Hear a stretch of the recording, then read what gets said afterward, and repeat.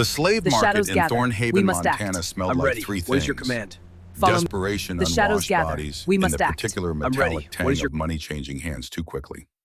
Callum Thorne had been to this market exactly once before when he was 12 years old, holding his father's calloused hand tight enough to cut off circulation. His father had told him then, voice low and serious, in that way fathers use when they're trying to pass down wisdom that might actually matter. Some prices aren't measured in silver, son. Remember that. Callum remembered, which is probably why 24 years into his life and standing in the same market that had carved nightmares into his childhood, he did something monumentally stupid. He bought a person, not just any person, an orc woman. Green skin covered in scars that looked like a topographical map of every bad decision she'd ever made, or every good decision that had cost her everything. Broken tusks, the kind of break that doesn't happen by accident, doesn't happen in a fall or a bar fight, the kind of break that's ceremonial, purposeful, designed to mark someone as less than they were. Eyes the color of amber that looked right through you like you were made of glass, and she could see every crack, every weakness, every lie you'd ever told yourself in the mirror. The slaver wanted 7 silver coins for her. 7, Callum had paid more for a decent pair of boots last month. The number was so absurdly low that it made his merchant's instincts scream warnings like a chorus of accusatory ghosts. When something costs nothing, it's usually because it's worth less than nothing, or it's worth so much that the seller needs it gone before someone with sense realizes the truth. 7 coins, the slaver said, scratching his belly through a tunic that had given up being white sometime during the previous administration. He was the kind of fat that spoke of comfort of eating well while others starved. She don't talk much, don't eat much neither. Does what she's told. Perfect for heavy lifting, or well, he winked. The wink was the kind that made Callum want to take a bath in lye and then maybe set himself on fire just to feel clean again. Whatever else you need heavy lifting for. The orc woman stood there, 3 different kinds of restrained. Chains at her wrists, thick iron links that had rubbed the skin raw. Chains at her ankles short enough that she could walk but never run, never escape. And a chain to the post behind her looped through a collar at her neck like she was livestock, like she was property that might bolt at any moment. 3 layers of restraint for someone supposedly docile. The math didn't add up, and Callum had always been good at math. She didn't look at him, didn't look at anyone. Her gaze fixed on something in the middle distance, something that probably wasn't even there, some point on a horizon only she could see. Her hand, even chained, rested against something hidden under her torn tunic. Something she held like it was more precious than gold, more important than freedom. Why 3 chains? Callum heard himself ask. The question came out before his brain had properly vetted it for wisdom. The slaver's smile faltered just a fraction, just enough. Safety precaution. Can't be too careful these days. She killed 3 of my guards last month, a voice cut in. Ragged, tired, the voice of a man who'd learned to cut his losses. Another slaver, older, leaning against a post with the weight of someone who'd seen too much and slept too little. Owner wants her gone before she cost him more lives than she's worth. 7 coins is the going rate for damaged goods that might murder you in your sleep. The first slaver shot the older man a look that could have curdled milk. Callum looked at the orc woman again. Really looked. 3 guards. Dead. And yet here she stood, chained like an animal, priced like trash, silent as a grave. If she'd killed 3 people and they were only asking 7 coins, it meant they were more afraid of keeping her than they were interested in profit. It meant she was dangerous. It meant she was worth something. I'll take her, Callum said. The words surprised him almost as much as they surprised everyone else within earshot. Silas Brennan, a rival merchant who'd been browsing the merchandise with all the enthusiasm of someone shopping for particularly ugly furniture, burst into laughter. It was the kind of laugh that started in his belly and worked its way up through his chest like he was evacuating demons through mockery. 7 coins for that. He clutched his sides, his pockets clinking and clattering, with the nervous habit he'd had since childhood, always counting coins, always calculating, always measuring the world in silver and copper. Callum, my boy, I know your father's business went under, but I didn't realize you'd lost your mind along with your inventory. The coins in Silas's pockets kept up their brass ghost chorus, following him everywhere like a musical reminder that some people measured their worth in metal and nothing else. Callum counted out 7 silver coins. They felt heavier than they should have, like they were made of something denser than silver, something with more gravity. Each one that left his palm felt like a small decision, a tiny choice that added up to something he didn't quite understand yet. "Keep the change," he said to the slaver, though there wasn't any. The slaver pocketed the coins faster than seemed physically possible, like he was afraid Callum might come to his senses and ask for them back. He tossed Callum a key that looked like it had been used to open everything from prison cells to wine cellars' old iron, worn smooth by too many desperate hands. "If she kills you in your sleep," the slaver said, already turning away, already forgetting. "I told you she was trouble." "You told me she was docile," Callum pointed out. "Same thing depending on the day." Callum unlocked the chains. They fell away with the kind of clatter that sounded like freedom or doom, or maybe both at once depending on your perspective and your life choices. The chains hit the dirt and lay there like dead metal snakes, harmless now, empty of purpose. The orc woman didn't move, didn't rub her wrists where the iron had bitten deep, didn't stretch, didn't bolt. She just stood there like someone had carved her from green stone and forgotten to tell her she was supposed to be alive, supposed to be capable of movement and choice. "Can you walk?" Callum asked. She didn't answer, didn't even blink. Her hand stayed pressed against whatever she was hiding under her tunic, holding it like a talisman, like the last piece of who she used to be. Callum muttered to himself, to the universe, to whatever God watched over fools and merchants. "This is fine. This is all completely fine, and not the worst decision I've made this week." He started walking. Behind him, after a long moment, long enough that Callum thought maybe she actually was carved from stone, she followed. Her footsteps made no sound. For someone who stood nearly 6 feet tall and probably outweighed him by 40 pounds of muscle and scar tissue, she moved like silence had been given legs and taught to walk. 3 steps behind him the entire way. Not 2 steps, not 4. Exactly 3. Like she'd measured the distance and decided that was the mathematically correct amount of space between owner and owned. The thought made Callum's stomach twist into configurations that probably violated several laws of physics. Behind them, Silas's laughter echoed through the market. More clinking from his pockets, more demons being exercised through the sacred ritual of counting other people's failures. Callum didn't look back. The walk to his shop took 20 minutes through Thornhaven's main street, and every single one of those minutes felt like being on stage in a theater where everyone in the audience had already decided you were performing a tragedy. People stared. Of course they stared. Thornhaven was the kind of town where everyone knew everyone else's business, their grandmother's business, and their grandmother's cat's business. Secrets here had the half-life of mayflies. A human merchant walking through town with an orc slave 3 steps behind him was the kind of gossip that would fuel conversations for months, maybe years. The kind of story people would tell their grandchildren, embellishing it with each retelling until Callum became either a hero or a cautionary tale depending on the narrator's disposition toward foolishness. Elder Petra Ashford stood outside her small house watering flowers that had no business looking that healthy in Montana's unforgiving climate. She was 58 years old and had survived a war, a plague, and 3 different husbands who'd all had the poor judgment to die before she did. The flowers didn't stand a chance of dying on her watch. She ruled her garden with the same iron determination she'd used to survive everything else life had thrown at her. She watched Callum pass with the orc woman trailing behind.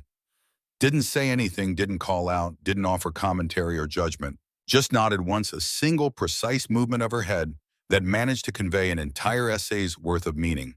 The nod said, "I see you doing something either very brave or very stupid, and I'll have my opinion ready after I see which one it turns out to be. Probably stupid. But I've been wrong before. Once. In 1987, Callum's shop was small, wedged between a cobbler and a place that sold dubious meat pies. 2 rooms above it that he'd converted into living quarters after his parents died, within 6 months of each other, his father to a bad heart, and his mother to what the doctor had called complications. But what Callum knew was really just giving up. The shop itself sold fabric. Good fabric, the kind that didn't fall apart after one washing, didn't fade in the sun, didn't betray you when you needed it most. His father had built a reputation on honesty in a town that valued cleverness over truth, and Callum was trying to maintain that reputation with the determination of someone bailing water from a sinking ship using only a teaspoon in spite. He opened the door. "Here," he said, then immediately felt like an idiot. "Here what?" "Here is where you'll live now that I've bought you like a piece of furniture. Here is where we'll figure out what happens when you make terrible decisions in slave markets. Here is the place where we'll both pretend this situation is anything other than fundamentally wrong on every level that matters." The orc woman walked inside those golden eyes, cataloging everything in half a second. The bolts of fabric on the shelves organized by color and quality. The small counter where Callum conducted business with the 3 customers he had left. The stairs leading up to the living quarters. The windows. The door. All the exits. She was measuring escape routes, Callum realized. Planning for the worst because the worst was probably all she'd known for a very long time. "There's a room upstairs," Callum said, his voice sounding too loud in the quiet shop. "Small, but it's got a bed and a window. You can—" He trailed off, suddenly aware of how stupid every possible ending to that sentence would sound. "You can live there. You can be comfortable there. You can pretend this situation is anything other than me owning another human being like property." She didn't speak, didn't react, just stood in the middle of his shop waiting for someone to tell her what shape she was supposed to be, what purpose she was supposed to serve. Callum ran his hand through his hair, a nervous habit he'd never quite broken. 24 years old, and he'd managed to accumulate 1 failing business, 3 regular customers who probably only stuck around out of pity, and now 1 orc woman who seemed determined to communicate exclusively through meaningful silence and the weight of her presence. "You must be hungry," he tried, grasping at the basic human or orc or whatever need for food as a conversational anchor. "I've got bread, some cheese. It's not fancy, but it's food. Real food, not whatever they were feeding you in that place." Nothing. Her expression didn't change, didn't flicker. She could have been carved from jade for all the emotion she showed, for all the life that seemed to exist behind her eyes. "All right," Callum said, surrendering to the silence. "I'm going to make some food. You can do whatever you need to do. Rest, eat, speak, not speak, whatever feels right. There are no expectations here, no demands." He went to the small kitchen corner, little more than a stove and a counter, and some shelves that had seen better decades. Pulled out bread that was only 2 days old and therefore still qualified as edible by bachelor standards. Cheese that hadn't yet achieved consciousness or started its own civilization. His hands shook slightly as he cut the bread, the knife making small, imprecise movements that betrayed every uncertainty he was feeling. What was he doing? What was his plan here? Buy an orc woman's freedom? And then what? Give her food and shelter and pretend that somehow balanced the cosmic scales? Pretend that 7 silver coins could undo whatever had brought her to that market? Broken and chained and silent, behind him, she finally moved. Callum heard the soft scrape of her sitting down on the floor. Not on the chair he had old, but sturdy. Not on the stool by the counter. On the floor, back against the wall, where she could see all the doors, all the windows, all the ways in and out. Where she could see everything coming before it arrived. He turned plate of food in hand.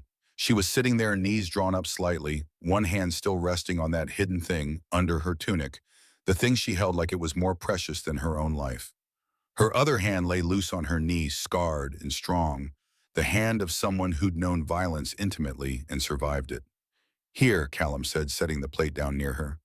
Not too close because close felt like invasion. Close enough to reach because distant felt like abandonment. "Eat, please." She looked at the food like it might be a trap, like maybe the bread would sprout teeth and the cheese would turn to poison. Like kindness was the most dangerous thing that she'd encountered in years, more frightening than chains, more threatening than slavery. Then slowly she reached out and took a piece of bread.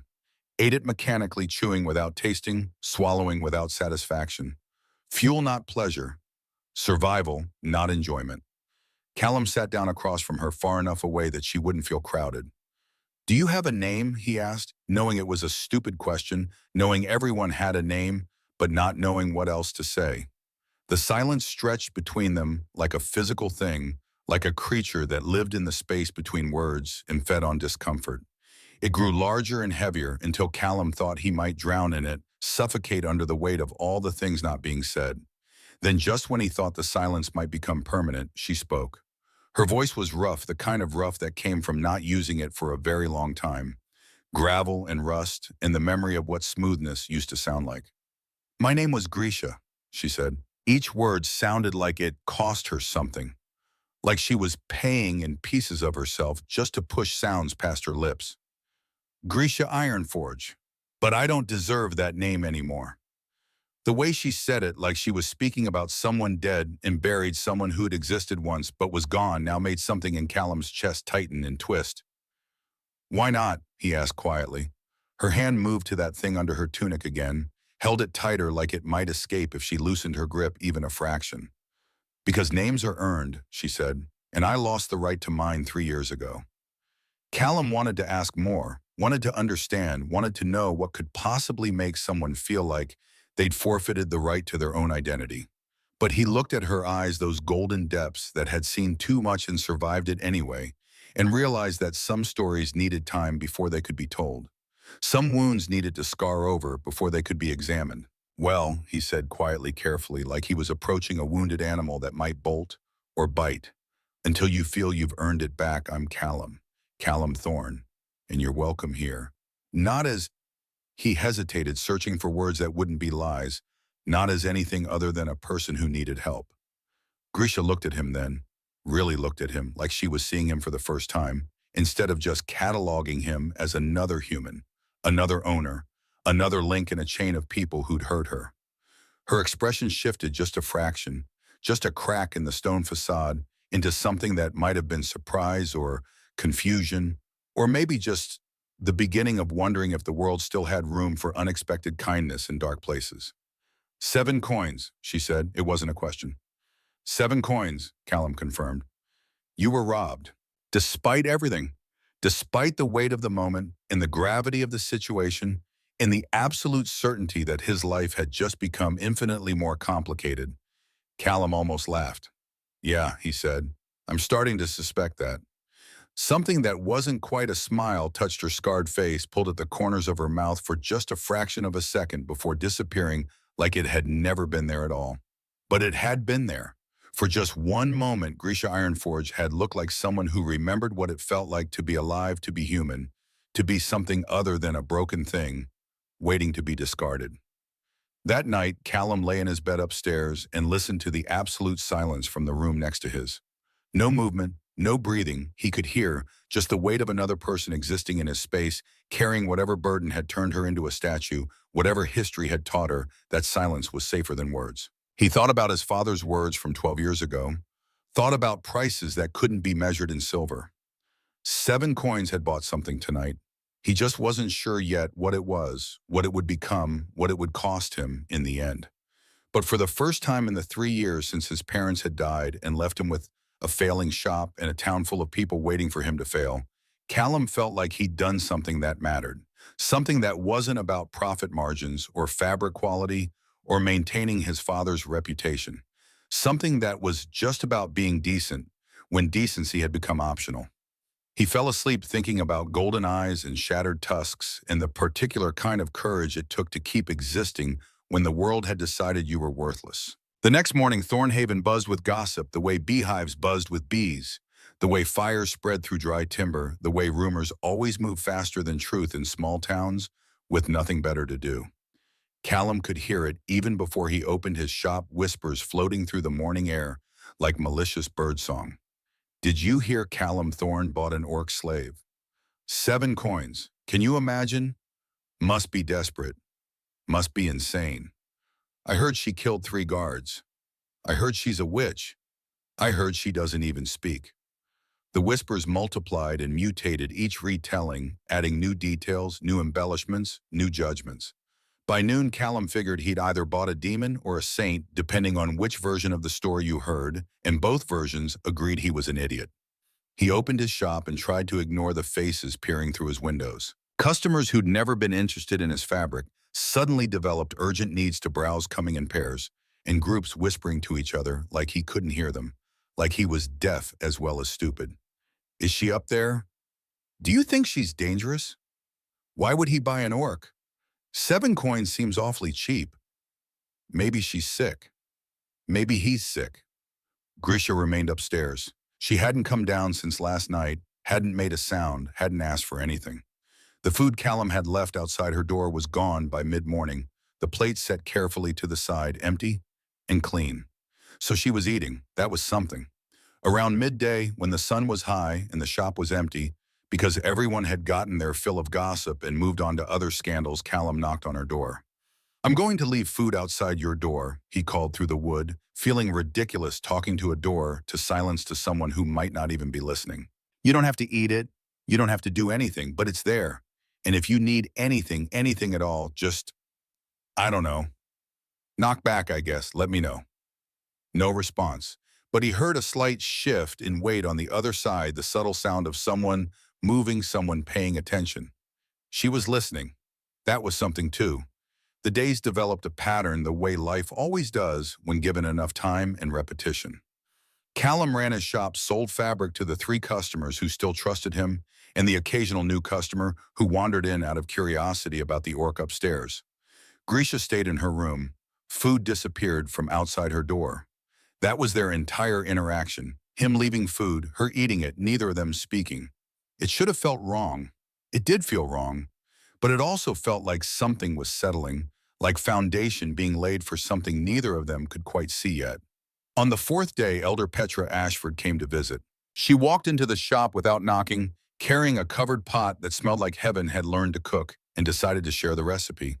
Her movements were brisk and efficient, the movements of someone who'd learned that time was precious and wasting it was a sin. "Soup," she announced, setting the pot down on Callum's counter with the authority of someone who brought no argument. "Made too much again." The way she said "again" suggested she'd never made too much of anything accidentally in her entire well-organized life. This was intentional surplus planned generosity disguised as convenience. "That's very kind of you, Elder Petra," Callum said, because his mother had raised him to have manners even when confused. She waved him off with one weathered hand. "Kind nothing, can't let it go to waste. Waste is a sin worse than most of the interesting ones." Her eyes drifted to the stairs, to the closed door at the top, to the invisible presence that everyone in town was talking about. "She's still up there, yes." Petra said about making herself tea from Callum's kettle, without asking permission, moving through his kitchen space like she owned it, like ownership was just a matter of confidence and purpose. "I was a war widow once," she said conversationally, measuring tea leaves with the precision of an apothecary.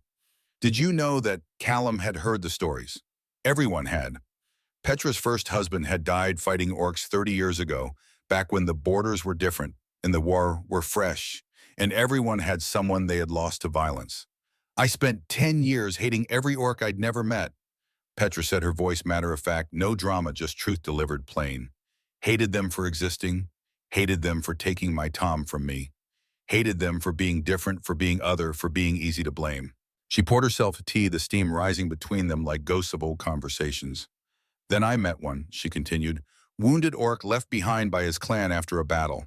Was going to die in a ditch about 2 miles from here, bleeding out slow and painful."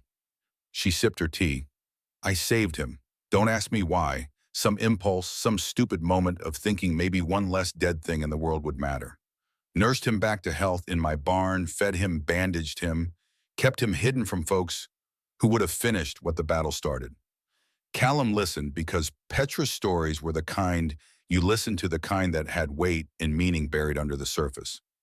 "You know what he told me when he could finally talk?" Petra asked. "What?" "He told me that hate is easy. Any fool can hate. It requires no skill, no intelligence, no effort at all. But recognizing personhood in those we're taught to fear, that takes courage most people don't have." She looked at Callum over her tea. "He gave me a stone before he left. Said it was from his homeland, from a river that ran through the mountains. Told me to remember that stones can be weapons or foundations depending on who's holding them and what they choose to build." There was a sound from upstairs. Footsteps slow and careful descending the stairs like someone approaching a cliff edge, testing each step before committing weight. Grisha appeared in the doorway. She looked at Petra. Petra looked at her. 2 women separated by decades and species and everything that should have made them enemies, measuring each other in the silence that stretched between them like a challenge. "Soup," Petra said, gesturing to the pot with the same casual authority she'd used to commandeer Callum's kitchen. Made too much. Eat. Grisha's hand went to that thing under her tunic again, that hidden object she never let go of. Why? She asked, her voice still rough but steadier than before, like she was remembering how to use it. Because I made too much, Petra repeated like it was the most obvious thing in the world. And because letting food go to waste is a sin. You're hungry, I have soup. The mathematics are simple. You don't know me. Don't need to. You're hungry, I have soup. That's all the knowing that matters for soup-sharing purposes. For a long moment, Grisha just stared like she was trying to solve an equation that didn't make sense, trying to find the trap in generosity, the poison in kindness. Then slowly, like someone moving through deep water, she walked to the pot, ladled soup into the bowl Callum offered with hands that shook just slightly, sat down at the small table back to the wall where she could see the doors. She ate slowly, deliberately, like someone relearning how to be part of the world instead of just existing in it. Petra watched her with the kind of gaze that had survived wars and knew exactly what broken looked like, what it cost, how long it took to heal if it ever did. Those tusks, Petra said, casual as commenting on the weather. That was done on purpose. Grisha's spoon stopped halfway to her mouth. I understand orc culture well enough to know that. Petra continued, unrelenting but not cruel. Broken tusks means shame, dishonor, some kind of judgment passed down by those in power. She sipped her tea. But I also understand that sometimes the most honorable thing a person can do is survive what was meant to break them completely. Grisha set down her spoon. Her hands were shaking, not slightly anymore, but visibly trembling, like leaves in a wind only she could feel. I commanded warriors, she said quietly, the words coming out like confession, like testimony, like evidence of a crime. 300 of them. We fought for our clan, protected our people. She stopped, started again. I was trusted. What happened, Callum asked, even though he wasn't sure he wanted to know, wasn't sure the knowing wouldn't change things in ways he couldn't predict. I made a choice, Grisha said. Her voice had gone hollow, empty, like all the emotion had been scooped out, and what remained was just the mechanical delivery of facts. During a raid on a human village in Idaho 3 years ago, there were children, human children. She looked at her hands like they belonged to someone else. The order came to kill everyone. No survivors, no witnesses, no mercy. Standard procedure for raids back then. Make it clean, make it complete, make it so no one could retaliate. Her breathing had changed faster now, shallower. I refused. I evacuated the children instead. 12 of them, sent them to safety to a church across the border. She touched the marks of her dishonor with one finger, gentle, like touching a wound that had never quite healed. My clan called it weakness, she continued. Betrayal. Said I'd forgotten what it meant to be orc. Forgotten my duty, let human influence corrupt my judgment. Her voice cracked. They broke my tusks in front of the entire clan. Made it a ceremony. Made it a lesson about what happens when you choose mercy over strength, when you value enemy children over your own honor. The room was quiet enough to hear hearts breaking, to hear the sound of old wounds reopening. Then they sold me, Grisha said. Sold me to the first slaver, willing to take a disgraced war captain. 3 years I've been nothing. Just a reminder of what happens when you choose wrong, when you think with your heart instead of your head, when you dare to believe that some things matter more than orders. Petra set down her teacup with a click that sounded like a gavel. That's the stupidest thing I've ever heard, she said flatly, with the kind of blunt honesty that came from living long enough to stop caring about politeness. And I once watched a man try to milk a bull, so my standards for stupidity are quite high. Despite everything, despite the weight of the confession and the gravity of the moment, something twitched at the corner of Grisha's mouth. Not quite a smile, but the ghost of one, the memory of what smiling used to feel like. Mercy is strength. Petra continued, her voice hard as iron, certain as death. Any idiot can kill. It takes no skill, no courage, no intelligence whatsoever. Point a weapon, apply force, done. But choosing not to kill when you have the power to, when every part of your training says you should, when your entire culture demands it, that's the hardest choice a warrior can make. That's the choice that requires real strength. Grisha pulled something from under her tunic. It was a tusk. Her own tusk, the one that had been broken, carved with intricate designs that caught the light and told stories and symbols Callum couldn't read. She wore it on a leather cord around her neck, hidden against her skin, carried like both treasure and burden. "This is all I have left of who I was," she said, holding it in her palm, like it might dissolve if she gripped too tight. "A broken piece of a broken warrior. Carved with 47 battles, I won 47 times I led my people to victory. Now it's just a reminder of the one time I chose differently." "No," Callum said, surprising himself with his own certainty, his own conviction. Both women looked at him. He felt suddenly self-conscious, aware that he was 24 years old and running a failing fabric shop, and had no business making pronouncements about honor or identity or the nature of strength. But he'd started, so he might as well finish. "That's not all you are," he said. "You're the person who chose children over orders, who survived 3 years of something that should have destroyed you completely. Who's sitting here now telling us your story, trusting us with it. That's not nothing. That's not broken." He searched for the right words, the ones that would matter. "That's someone who had the courage to be different, to be better, to choose humanity when inhumanity would have been easier. Those 47 victories, they made you a good warrior. But that one choice to save children, that made you a good person. And I think being a good person matters more." Grisha looked at him with eyes that suddenly glistened with moisture, and for the first time since Callum had met her in that market, there was something in them besides emptiness. Something small and fragile and new, like the first shoots of green after a forest fire. Something that might have been the faint, distant beginning of hope. "7 coins, she said again, her voice barely above a whisper. "Best money I've ever spent," Callum replied, and meant it more than he'd meant anything in his life. Petra stood up, brushing invisible crumbs from her dress with brisk efficiency. "Well," she said, "I'll be going. Shop needs minding, garden needs weeding, and I've got a reputation for minding my own business to maintain, which this conversation is actively damaging." She paused at the door. "I'll be back tomorrow. Probably make too much stew." After she left, after the door closed and the sound of her footsteps faded down the street, Callum and Grisha sat in comfortable silence. The kind of silence that didn't need filling, that existed not as absence but as presence, as shared space and shared understanding. "Callum," Grisha said, finally, his name sounding strange in her rough voice, like she was testing it, seeing how it fit. "Yes, thank you." They were simple words, just 2-word syllables strung together in the most basic expression of gratitude possible. But they carried the weight of someone who hadn't thanked anyone for anything in 3 years. Someone who was remembering that gratitude was a thing that still existed in the world, that kindness could still be real, that maybe, just maybe, she was worth more than the price they'd put on her. "You're welcome," Callum said, and he meant that too. The week after Elder Petra's visit passed differently than the ones before. Grisha came downstairs more often, moving through Callum's shop like a ghost, learning to be solid again, learning to occupy space instead of just existing in it.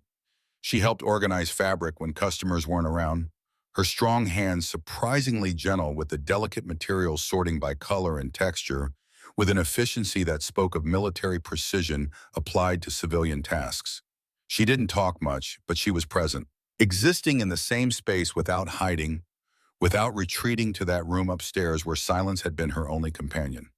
Then on the 8th day, Tormund Ashwalker walked into the shop. He was massive even for an orc, probably 7 feet of muscle and scars-wearing armor that had seen enough battles to write a comprehensive history of violence.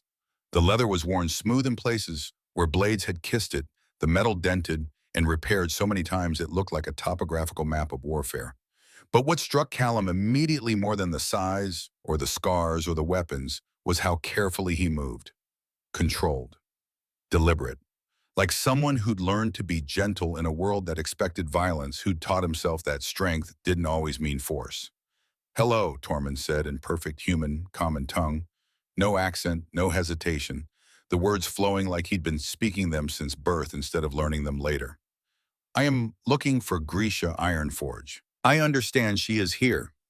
Grisha appeared at the top of the stairs like she'd been summoned, like his voice had reached through the walls and pulled her forward.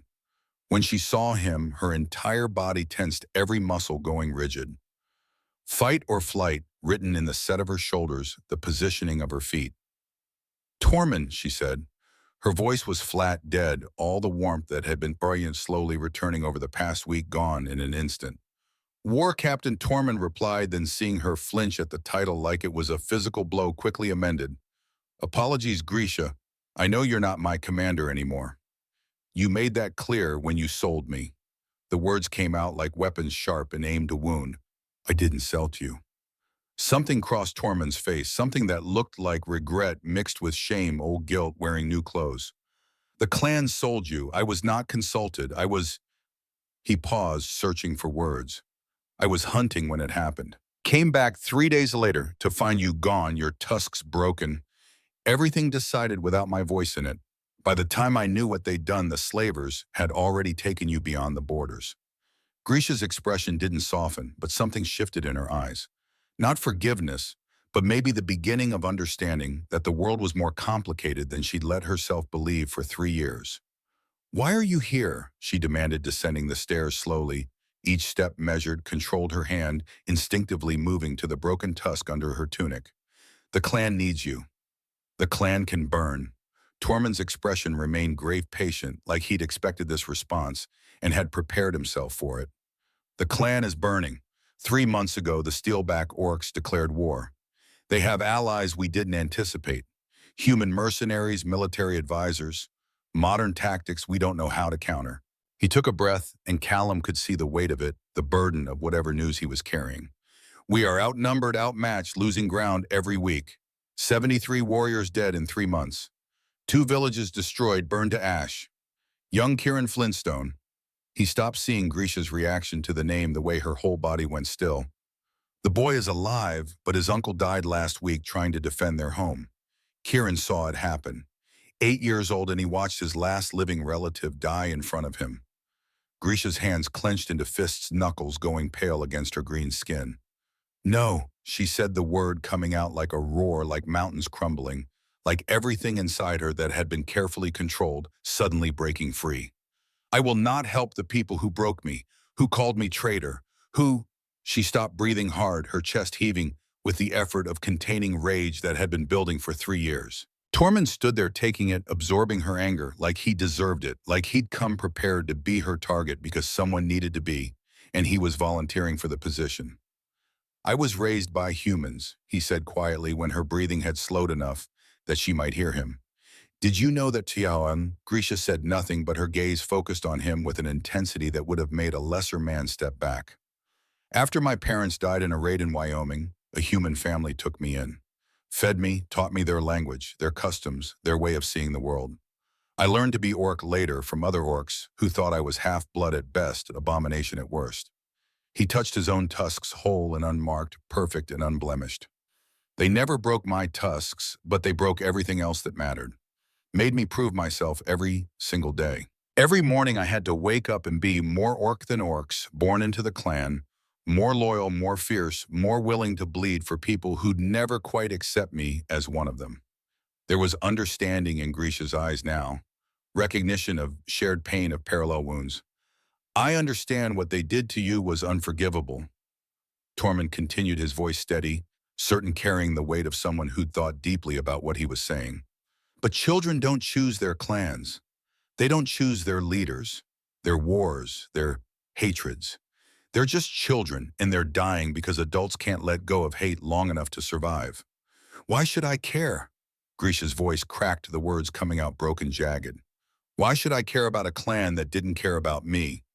Because you cared about children once, Tormund said. Because that's what cost you everything. And I don't think 3 years of slavery changed who you actually are, down in the core of you, where it matters. He reached into a pouch at his belt, pulled out something small.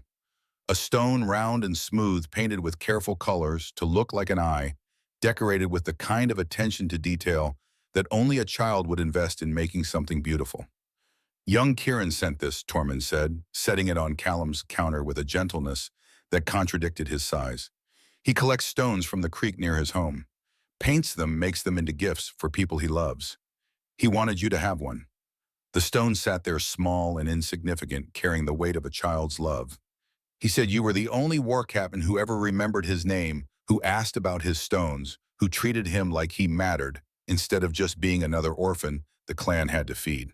He wanted you to know he still has the stone you gave him 3 years ago before everything happened. Keeps it by his bedroll. Says it reminds him that someone cared." Grisha stared at the stone like it was a meme, like it might explode and destroy whatever fragile piece she'd built in the past week. Her hand trembled as it moved toward it, hovering over it without quite touching.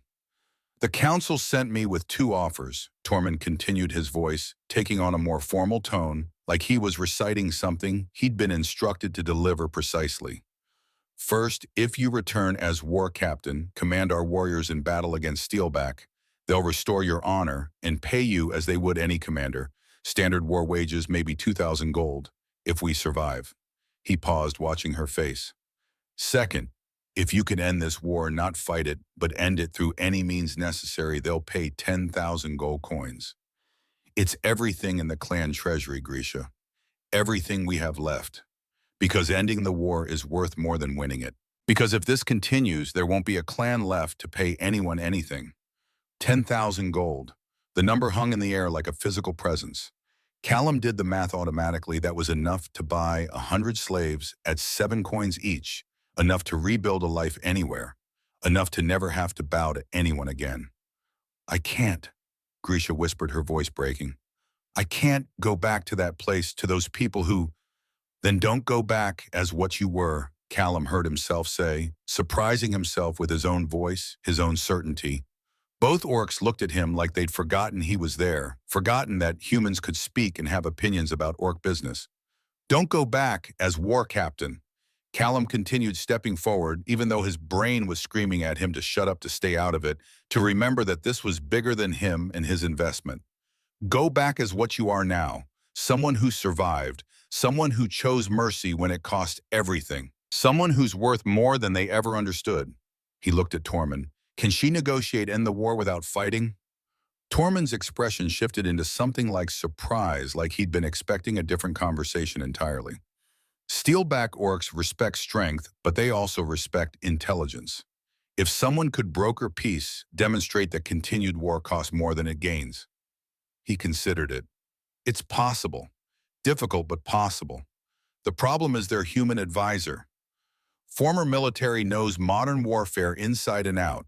He's the one making them effective, teaching them tactics that our traditional approaches can't counter. "I'm not a diplomat," Grisha said. "No," Callum agreed. "You're a warrior who learned that strength isn't just about fighting. That sometimes the hardest battle is choosing not to fight.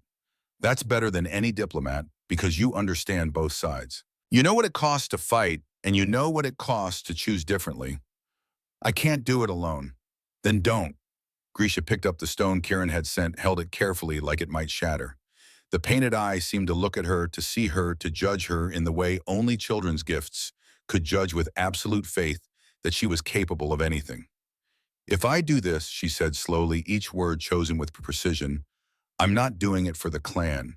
Not for honor, not for redemption, not for any of the things they think matter. I'm doing it for the children who never asked to be part of someone else's war. For Kieran, who shouldn't have to watch anyone else he loves die. For every child in both clans who deserves to grow up without learning how to grieve before they learn how to read."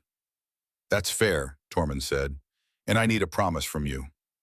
She looked at him directly, her gaze meeting his without flinching. "When this is over, regardless of what happens, you tell Kieran his stone is beautiful. You tell him someone kept it safe. You tell him—" She stopped and started again, her voice softer now. "You tell him he was right to give it away, that it mattered, that it helped. Can you promise me that?" "I promise." Grisha turned to Callum. "You should stay here. This is my war, not yours. You have your shop, your life, my 3 customers, and my slowly failing business." Callum smiled, and it felt genuine, felt true. "I think they'll survive without me for a while. Besides, someone needs to witness this. Someone needs to see what happens when broken things choose to be something other than broken. It's dangerous. You could die. I could die crossing the street tomorrow. At least this way, if I die, it'll be for something that matters." Grisha looked at him for a long moment, searching his face for something doubt, fear, second thoughts. Whatever she was looking for, she didn't find it. You're strange for a human Callum Thorne. You're strange for an orc Grisha Ironforge. Good, she said, and this time the smile that touched her face was real genuine. The smile of someone who had found unexpected allies in unexpected places. Strange people change things. The journey to Ironforge territory took 3 days on horseback following trails that wound through Montana's mountains like ancient scars in the earth. Callum had never been on a horse for that long. By the second May, his legs screamed complaints and muscles he didn't know existed. His back ached like he'd aged 40 years overnight, and he was fairly certain he'd never walk normally again. Grisha rode beside him, silent for the most part, her hand occasionally touching the broken tusk around her neck, or the stone Kieran had sent now tucked safely in a pouch at her belt.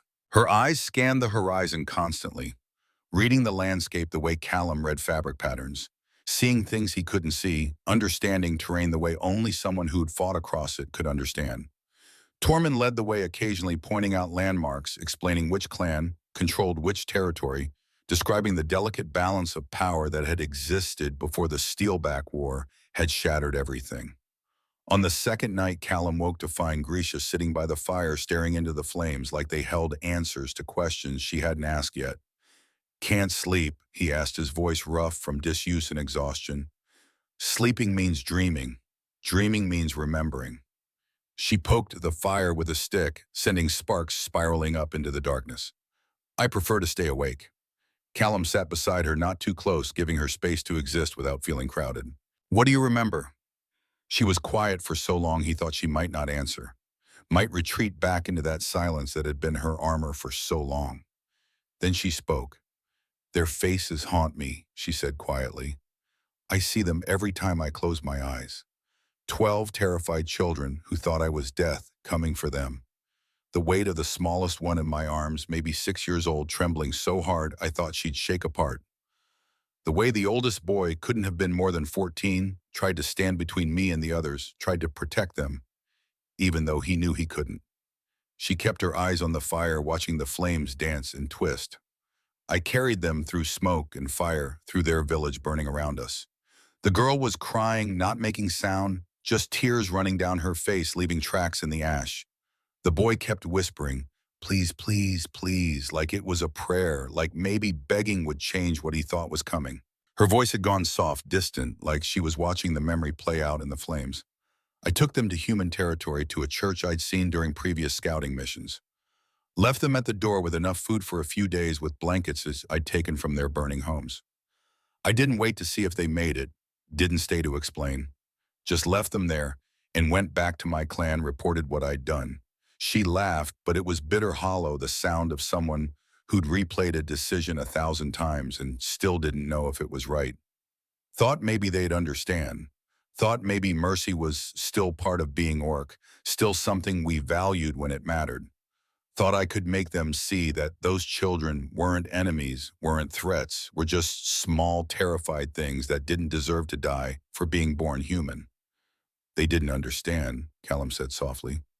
"No, they said I'd gone soft. That human influence had corrupted me, that warriors don't save enemy children, that I'd forgotten what strength meant, what honor demanded."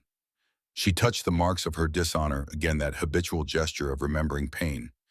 "They broke these in front of the entire clan, made it a ceremony, made it a spectacle, made sure everyone understood what happens when you choose wrong. Then they sold you to the first slaver willing to take a disgraced war captain. I don't even know how much they got for me. Probably not much. Damaged goods, you see. Broken warrior who couldn't follow orders, couldn't kill children when told to. Not worth very much to anyone." Grisha pulled the broken tusk from under her tunic, held it in the firelight. The carved designs caught the flames, made shadows dance across her green skin, told stories of battles won and honor lost. "I've been carrying this as punishment," she said, "as a reminder of my failure, my shame, everything I lost, because I couldn't do what I was ordered to do. Every day, for 3 years, I've touched this and remembered that I'm worthless, that I destroyed myself for nothing, that those children probably died anyway, and I sacrificed everything for ghosts." She turned it over in her hands, examining it like she was seeing it for the first time. But maybe it's not about what I lost, she said slowly, the realization forming as she spoke. Maybe it's about what I chose. What I decided was more important than my own survival, my own status, my own future. I chose to be someone who couldn't kill children even when it cost me everything, even when it meant losing my name, my clan, my identity. What did you choose? Callum asked, even though he knew the answer because sometimes people needed to say things out loud to make them real. To be someone who valued life more than orders, she said, looking at the carved tusk. To be someone who would rather break than become a monster. To choose mercy when everyone around me chose violence. She traced the carvings, with one finger touching each mark that represented a battle won. Some things once broken don't go back to what they were, she said. The tusk can't be reattached, can't be made whole again. But that doesn't mean it's useless. Just different. Different purpose, different meaning. It's not a trophy anymore. It's a reminder, not of failure, but of choosing to be something more than what I was trained to be. Callum watched her face in the firelight, saw something shifting in her expression.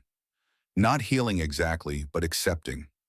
Understanding that broken things could still have value, that scars told stories worth remembering, that who you became after breaking mattered more than what you were before. When we get there, Grisha said, tucking the tusk back under her tunic, when we face my old clan, I need you to understand something. They won't welcome me. They won't forgive me. Best case, they tolerate my presence long enough to hear what I have to say. Worst case, they kill me on sight for daring to return, for having the audacity to think I might still matter. Cheerful thought, Callum muttered. Despite everything, Grisha smiled. Actually smiled, the expression transforming her face into something younger. Softer, more alive. You're already regretting coming, aren't you? Not even a little bit. Liar. Okay, maybe a little bit, but I'd regret not coming more. They sat in comfortable silence after that, watching the fire burn down to embers, watching the stars wheel overhead in patterns that had guided travelers for millennia. Tomorrow they would reach Ironforge territory. Tomorrow everything would change for better or worse. But tonight, sitting by a fire with someone who'd chosen mercy over survival, Callum felt like he was exactly where he was supposed to be. They reached Ironforge territory on the third day, as the sun was starting its descent toward the mountains. The camp was massive, sprawling across a valley like a small city, hundreds of tents organized in clusters, each marked with clan symbols that Callum didn't recognize, but could sense the meaning of through pattern and placement. But even from a distance, he could see the damage. Burned sections where tents had been fewer warriors on patrol than there should have been, the particular kind of emptiness that came from a place that had lost too many people too fast. The camp felt hollow, haunted by the ghosts of those who should have been there, but weren't. Children played in the spaces between tents, but their games were subdued, quiet, the play of children who'd learned too young that noise attracted danger, that laughter could be interrupted by grief at any moment.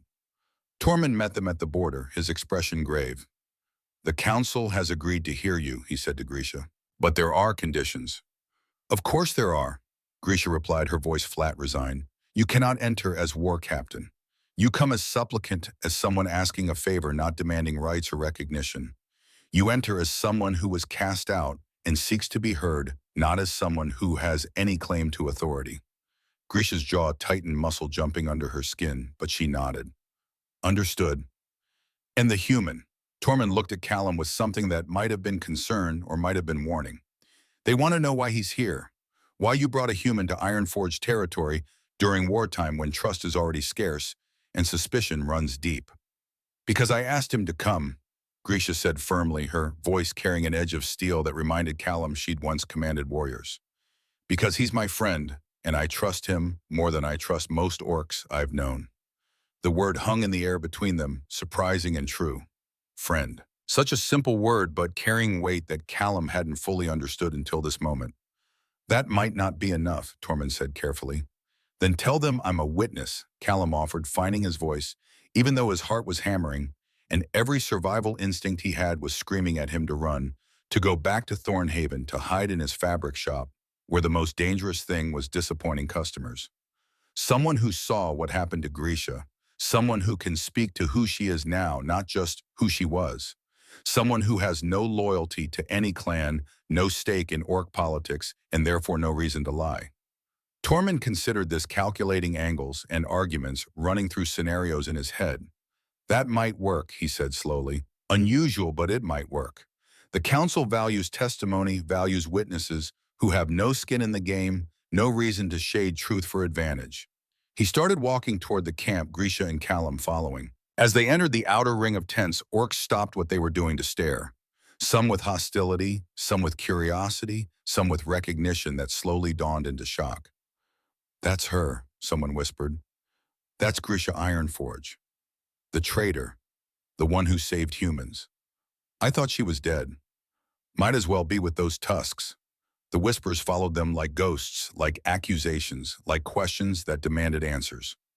Grisha walked with her head high, but Callum could see the tension in her shoulders, the way her hand kept moving toward the broken tusk, then forcing itself to stop, to remain visible, to not show weakness. The council met in a large tent decorated with weapons and trophies from past battles, skulls and banners and pieces of armor that told stories of violence survived and enemies defeated. 5 orcs sat in a semicircle, 3 males and 2 females, all of them scarred and weathered by decades of warfare, their faces showing the kind of hard wisdom that came from surviving things that killed most people. Behind them stood other warriors, watching with hostile eyes, hands never far from weapons, ready for violence, even in this space that was supposed to be sacred to diplomacy. Grisha walked in with her head high, but Callum could see her hand trembling slightly as it touched the broken tusk one more time before falling to her side. She was terrified, and she was doing it anyway. That was the definition of courage, Callum thought. Not the absence of fear, but the decision to move forward, despite it, to choose action over paralysis. The center counselor, an older male with a face like granite shaped into permanent disapproval, spoke first. His voice was deep, carrying the authority of someone who'd led warriors for longer than Callum had been alive. "Grisha Ironforge," he said, the name sounding like an accusation, like a curse, like something that tasted bitter in his mouth. "You return to us." "Why?" "Because children are dying," Grisha said, and her voice didn't waver, didn't crack, carried across the tent with the same command she'd probably used when leading warriors into battle. "Because the Steelback War is destroying Ironforge from the inside. Because someone needs to end it, and I believe I can." "Why should that someone be you?" Another counselor, female, younger than the others, but no less scarred, her face marked by recent battle, fresh wounds still healing. "You who betrayed us, who chose human weakness over orc strength. You who were cast out, whose name we do not speak, whose existence we do not acknowledge." "I didn't choose weakness," Grisha said, and now her voice gained strength. Certainty, the power of someone who'd had 3 years to think about this, to understand her own choices, to know exactly what she believed and why. "I chose life. I chose to save children who couldn't defend themselves, who had committed no crime except being born to the wrong species, in the wrong place, at the wrong time. And yes, that choice cost me everything. My rank, my honor, 3 years of my life." She touched the marks of her dishonor. "These, but I would make the same choice again. Every time. Without hesitation." Murmurs rippled through the assembled warriors. Disapproval, anger, but also something else. Something that might have been respect from a few younger faces orcs who'd grown up hearing whispered stories of War Captain Grisha and were now seeing her stand before the council unbroken despite everything defiant in her brokenness. "You admit you would betray us again." The granite-faced counselor leaned forward, his voice sharp as a blade. "No," Grisha said, and her voice was steel now, unbreakable, forged in fires that would have destroyed lesser people. "I admit I would never kill children.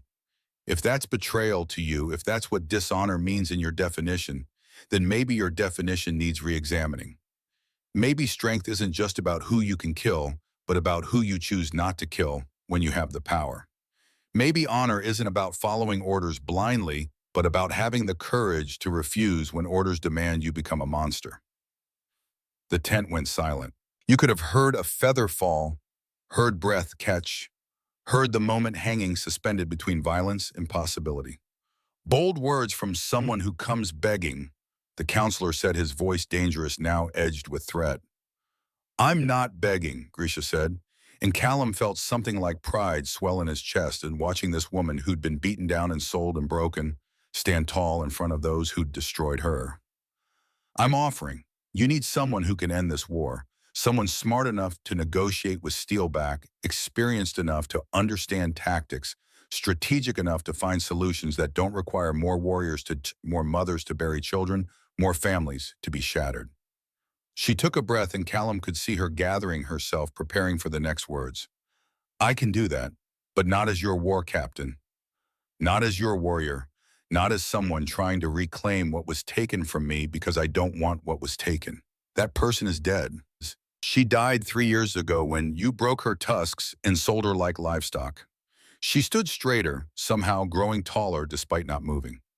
I'm offering to help as someone who learned that strength isn't just physical, that sometimes the bravest thing you can do is stop fighting and start talking. That wisdom matters as much as weapons. That strategy includes knowing when not to deploy your forces. That true victory sometimes looks like compromise rather than conquest. And you brought a human, a counselor noted his gaze shifting to Callum with undisguised suspicion. Why to mock us, to show how far you've fallen, that you now keep human company?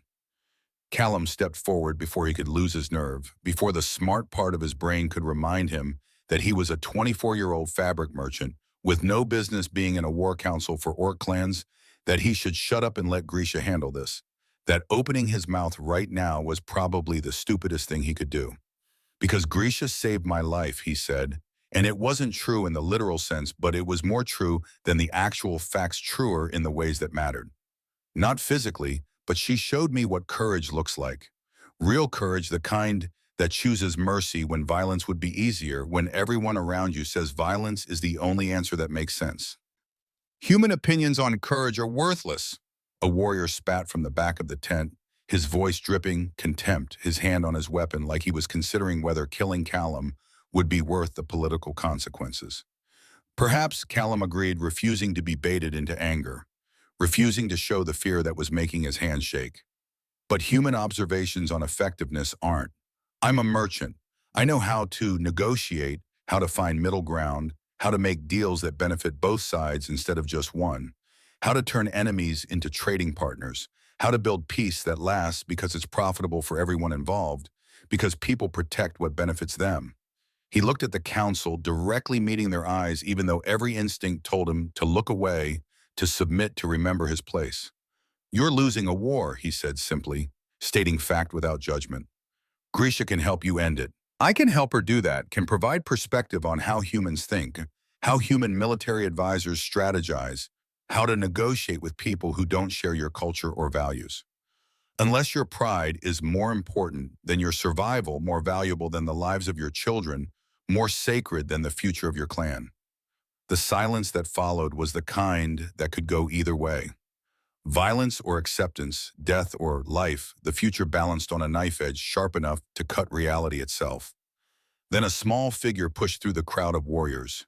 Kieran Flintstone, eyes wide, couldn't have been more than 8 years old, carrying a cloth bag that clinked and rattled with the sound of stones.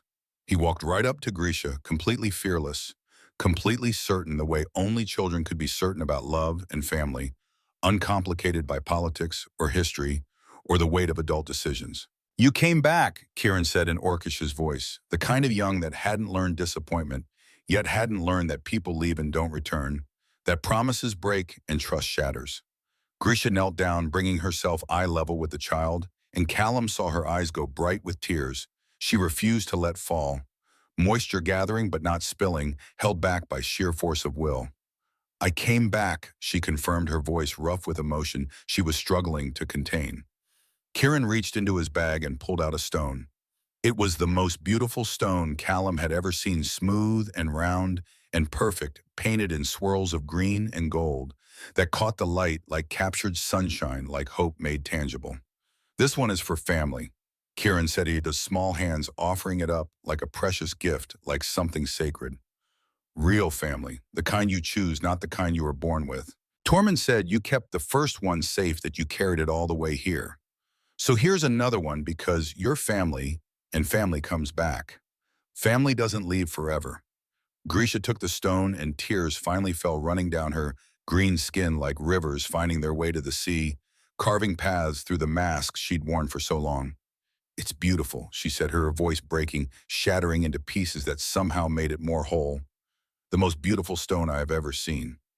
Your family, Kieran said simply, with the absolute certainty of a child who understood love better than most adults ever would, who knew that family was built, not born chosen, not inherited. And families come back. One of the female counselors stood up. She was younger than the others, maybe 40, her face scarred from recent battles, her eyes carrying the particular grief of someone who'd lost everything that mattered and was still somehow standing. 3 months ago, my son was killed by steelback warriors. She said, her voice steady but carrying an undercurrent of pain that would never quite fade, that would live in her bones until the day she died. He was 19 years old, had just completed his first campaign, was supposed to have a whole life ahead of him, full of potential, full of future, full of all the things young people are full of before the world teaches them about endings. She looked at Grisha directly, her gaze heavy with the weight of maternal grief. I want this war to end, she said, and there was steel in her voice now, determination forged in the fires of loss. If you can do that, if you can stop more mothers from losing their children, from attending funerals, instead of weddings, from outliving the people they gave life to, then I don't care about your tusks. I don't care about your past, about what you did or didn't do 3 years ago. I care about the future, about whether there will be one for the children who are still alive, who still have a chance to grow old. Another counselor stood, then another, rising like a tide, like dominoes falling in reverse, until only the granite-faced elder remained, seated, his expression unreadable, carved from stone and stubbornness, in the kind of pride that had sustained clans for generations, but was now threatening to destroy them. This is unprecedented, he said finally, his voice carrying the weight of tradition, of all the ways things had always been done, of resistance to change that felt like the last line of defense against chaos. Good, the female counselor replied, her voice sharp enough to cut. Precedent hasn't been working well for us lately. Precedent is killing our children. Maybe it's time to try something new, something different. Something that doesn't end with more orphans and more graves and more mothers like me who have to pretend they're still whole when pieces of them are buried in the ground. The elder looked at Grisha for a long time, long enough that Callum started to worry, started to calculate escape routes and wonder if they'd make it out alive if this went wrong. The tent felt charged with potential violence, with the possibility that tradition and desperation might collide in ways that ended with blood. Then slowly, incrementally, like a mountain deciding to move, the elder nodded. You have 8 days, he said, and his voice carried the weight of final judgment, of a decision that couldn't be unmade. 3 days to prepare intelligence and logistics. 5 days to negotiate with Steelback to end this war through whatever means you can devise. If you succeed, we will discuss restoring your honor, your place, your name. We will talk about what it means to be Ironforge, about whether our definitions need changing. He paused, letting the weight of the alternative hang unspoken in the air between them, heavy as iron, sharp as blades. Grisha stood holding Kieran's stone like it was the most precious thing in the world, like it represented everything she'd lost and everything she might still save. I'll succeed, she said, her voice carrying absolute certainty, the kind of confidence that came from having nothing left to lose, from being broken so thoroughly that fear became irrelevant. Or I'll die trying. Let's aim for the first option, Callum muttered, quiet enough that maybe only Grisha heard, and she smiled despite everything. Despite the weight of the task ahead, despite the certainty that the next 8 days would determine not just her future, but the future of everyone in this camp. Every child playing between the tents, every mother trying to believe her sons and daughters might live to see adulthood. Kieran tugged on Grisha's tunic, his small face serious, wise beyond his years, in the way children forced to grow up too fast became wise. You'll win, he said with absolute certainty, with the kind of faith that only children could have, uncomplicated by doubt or experience or knowledge of how often the world disappointed hope. Because you're War Captain Grisha, and you're the smartest person I know, and you saved people even when it was hard, and that means you can do anything. Grisha knelt down again, put her hand on the boy's shoulder, her large scarred hand gentle on his small frame. I'm going to need your help, she said seriously, treating him not as a child but as an ally, as someone whose contribution mattered. I need you to do something very important for me. Anything, Kieran said without hesitation. I need you to collect 50 more stones. Small ones that fit in your hand, ones you think are special. Can you do that? 50 stones. Kieran's eyes went wide with the magnitude of the task, but also with pride at being trusted with something important. That's a lot of stones. I know, but they're for something important. For 50 people who need them, who need to remember that someone thought they mattered enough to give them something beautiful, something chosen specially for them. Kieran nodded solemnly, understanding in the way children understand when adults are trusting them with real responsibility, not the fake tasks given to keep them busy, but actual meaningful work. I can do that. I'll find the best stones, the most beautiful ones. It might take me a few days, but I'll do it. Thank you, Grisha said, and her voice carried genuine gratitude, genuine respect for this child who understood things adults had forgotten. You're already helping more than you know. As they left the council tent, as the sun set over the war-torn camp and the future hung uncertain and heavy, Callum walked beside Grisha and thought about courage, about choices, about a price measured in more than silver. 8 days to end a war. 8 days to prove that broken things could still build. That mercy was strength. That sometimes the most important battles were the ones you fought without weapons, with words and wisdom, and the willingness to imagine futures different from the past. 8 days to change everything or die trying. Grisha touched the stone Kieran had given her, held it tight like a promise, like hope made tangible, like proof that someone believed in her when belief should have been impossible. Ready? Callum asked. No.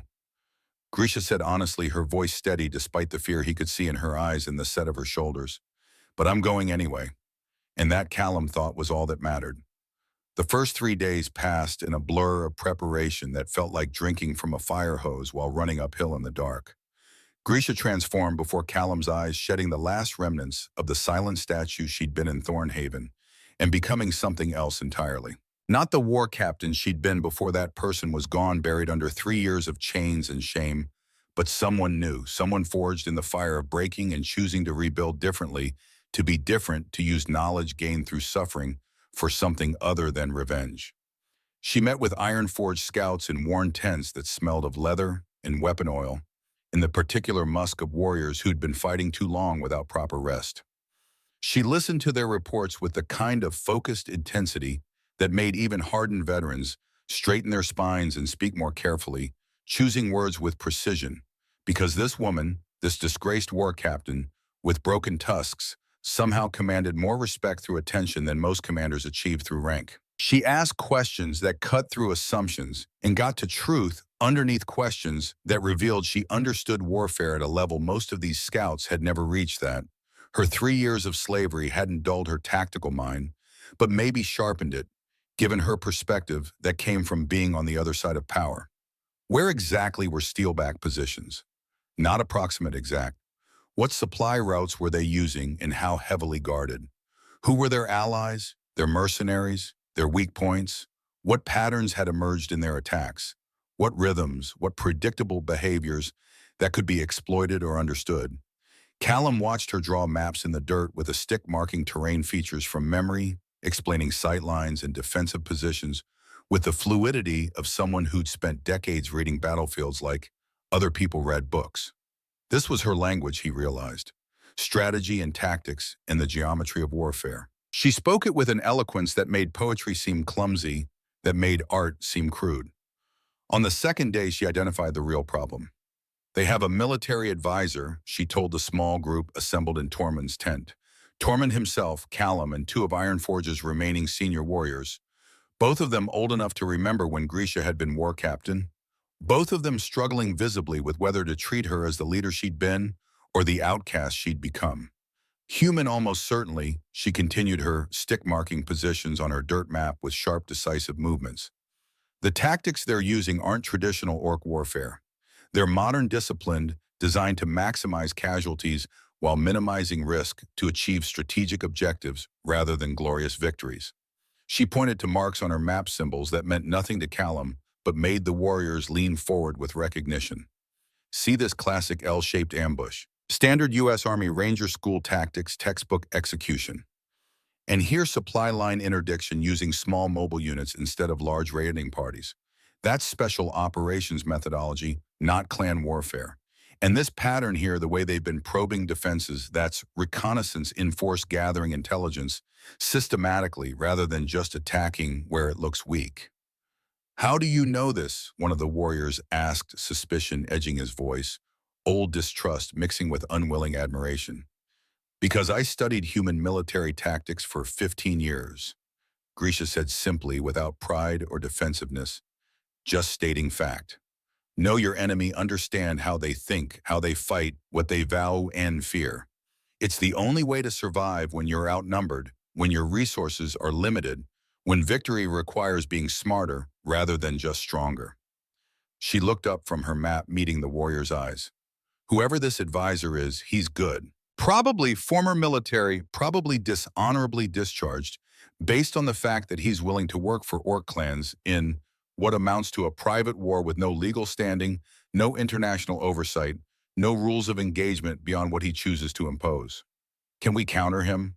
Tormund asked the question, carrying weight, because everyone in the tent knew the answer might determine whether Ironforge survived the next month.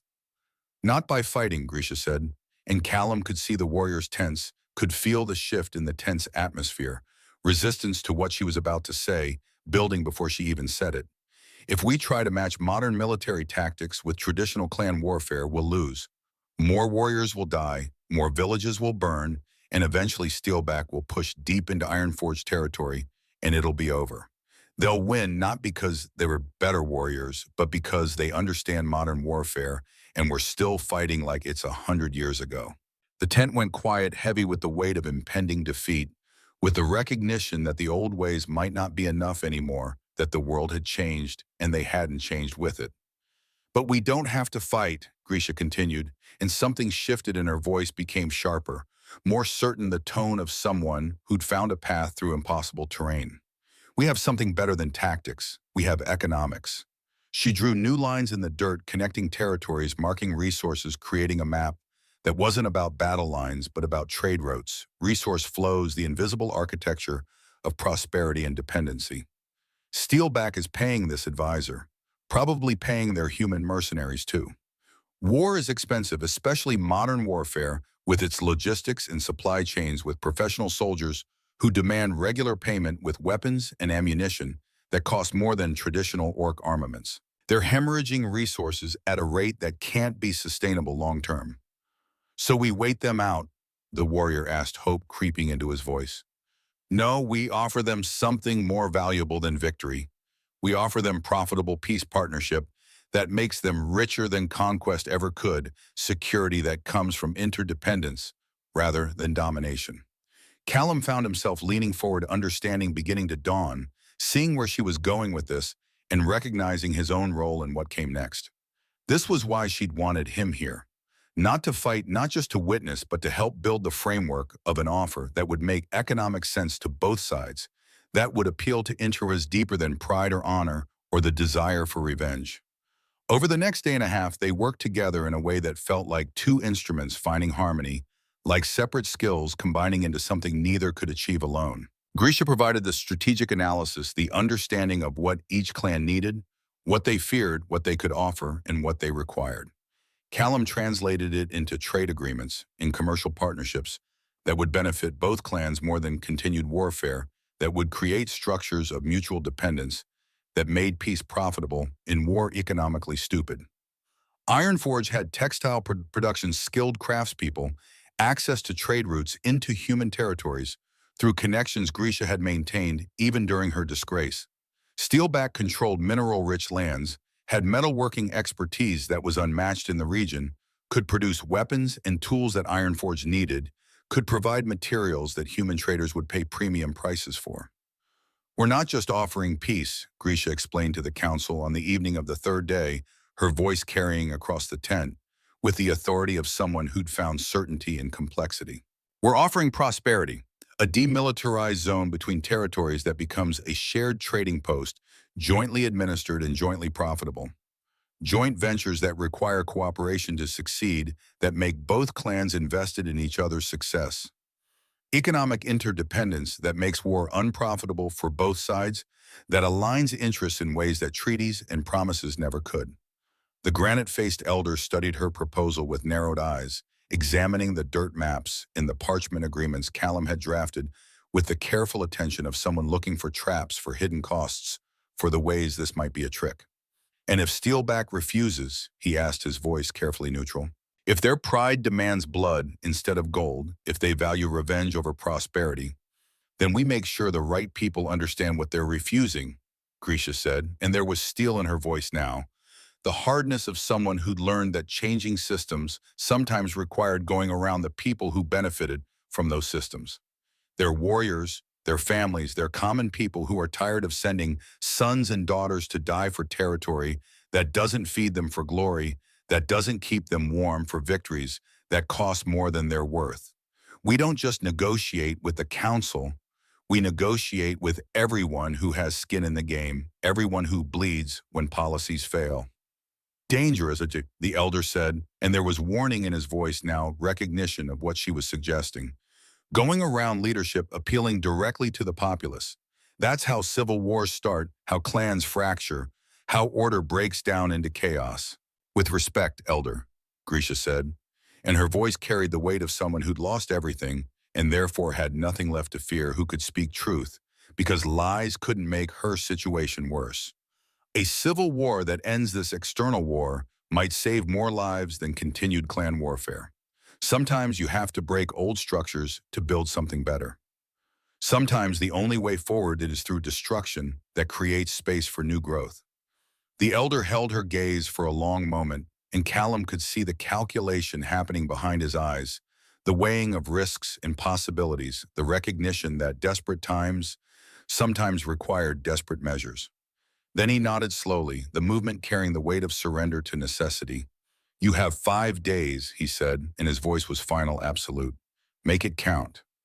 On the afternoon of the third day, as Grisha and Callum were finalizing trade terms, working through the details of tariffs and quotas and dispute resolution mechanisms, a scout burst into the tent with the kind of urgency that made everyone reach for weapons. Steelback patrol. The scout gasped, breathing hard from running. 20 warriors approaching from the East Ridge. They're between us and Iron Forge territory were cut off. Tormund reached for his weapon, old instincts kicking in, ready for the fight that seemed inevitable. Ambush. They're going to kill the delegation before negotiations even start, take out our leadership while we're vulnerable. No. Grisha was already moving to the tent, opening her eyes, scanning the terrain with the focused intensity of a predator, studying the landscape with decades of tactical experience, condensing into seconds of analysis. Not an ambush, a test. Their advisor wants to see if I'm really what I claim to be, a warrior who can think beyond violence, who can find solutions that don't require bodies. She turned to the Iron Forge warriors, and Callum could see the transformation, could see the war captain emerging from the broken slave, could see 3 years of suppression falling away to reveal the leader underneath. How many of us, she asked, her voice sharp, commanding. 15. Outnumbered, on bad ground, no cover between here and safety. Grisha smiled, and it was the smile of someone who'd commanded warriors and won battles that should have been losses, who understood that tactics were about thinking rather than fighting, about using terrain and psychology and the enemy's own assumptions against them. Perfect. Get me 5 warriors with good voices, loud voices, and someone who can run fast. 10 minutes later, the Steelback patrol approached the plateau and found it apparently abandoned, except for one orc warrior standing in the open, hands raised, shouting in Orcish about surrender terms, about willingness to negotiate, about desire to avoid bloodshed. They moved to surround him exactly as Grisha had predicted. Standard tactics, textbook execution, the kind of maneuver that had worked 1,000 times before and would work 1,000 times again because it was fundamentally sound, and fell directly into Grisha's trap. Not a violent trap, she'd positioned her 15 warriors in a semicircle on high ground they had reached by circling behind the Steelback position while the patrol was focused on the lone warrior below. Not to attack, but to demonstrate. To show that she'd outmaneuvered a superior force without shedding blood, that she could have killed them all, but chose not to. That victory didn't always require violence. The Steelback patrol leader looked up at Grisha, standing above him on a rock outcropping, realized how completely he'd been outplayed, understood in an instant that every one of his warriors could be dead right now if this woman had chosen differently, and slowly, deliberately lowered his weapon. War Captain Grisha, he said, and there was respect evident in his voice, the kind of respect that came from recognizing superior skill, from understanding you'd been beaten by someone better. Our advisor said you were the most dangerous orc he'd ever heard of. Now I understand why. I'm not dangerous, Grisha replied, her voice carrying down from the high ground, clear and certain. I'm just someone who learned that winning doesn't always mean fighting. That strength includes knowing when not to use force, that the best victories are the ones where nobody has to die to achieve them. She gestured for her warriors to lower their weapons, to step back, to create space for de-escalation. Tell your advisor I passed his test, she said, and tell him I expect him at negotiations tomorrow, ready to help build peace instead of teaching war. Tell him I know he's former military, that he understands what continued conflict costs, that he's smart enough to recognize when it's time to stop fighting and start building something better. The journey to neutral ground took half a day, following trails that wound through territory neither clan fully controlled land that had become no man's land through violence and fear. The meeting place had been agreed upon through intermediaries, a rocky plateau halfway between Ironforge and Steelback territories, exposed enough that neither side could hide warriors, as for an ambush isolated enough that words could be exchanged without an audience, without the pressure of witnesses demanding performance over substance. Grisha insisted on a small delegation, just herself, Tormund, and Callum. Any larger group would look like a show of force, would suggest distrust or preparation for violence. Any smaller would look like weakness, like desperation that could be exploited. 3 was the number that said, we're serious, we're prepared, but we're here to talk, not fight. The Steelback delegation arrived right on time, which told Grisha they were professional, disciplined, taking this seriously rather than playing games with tardiness and power dynamics. 5 orcs, all warriors by the look of them, all carrying weapons, but not in fighting stances, not positioned for immediate violence. And 1 human. He was maybe 45, 50 years old, built lean and hard, like wire rope, with the kind of scars that spoke of real combat, not training accidents or bar fights, but actual warfare, where people tried to kill you and sometimes succeeded. Short gray hair, watchful eyes that cataloged everything and everyone, the bearing of someone who'd spent decades teaching people how to kill efficiently and had gotten very good at his job.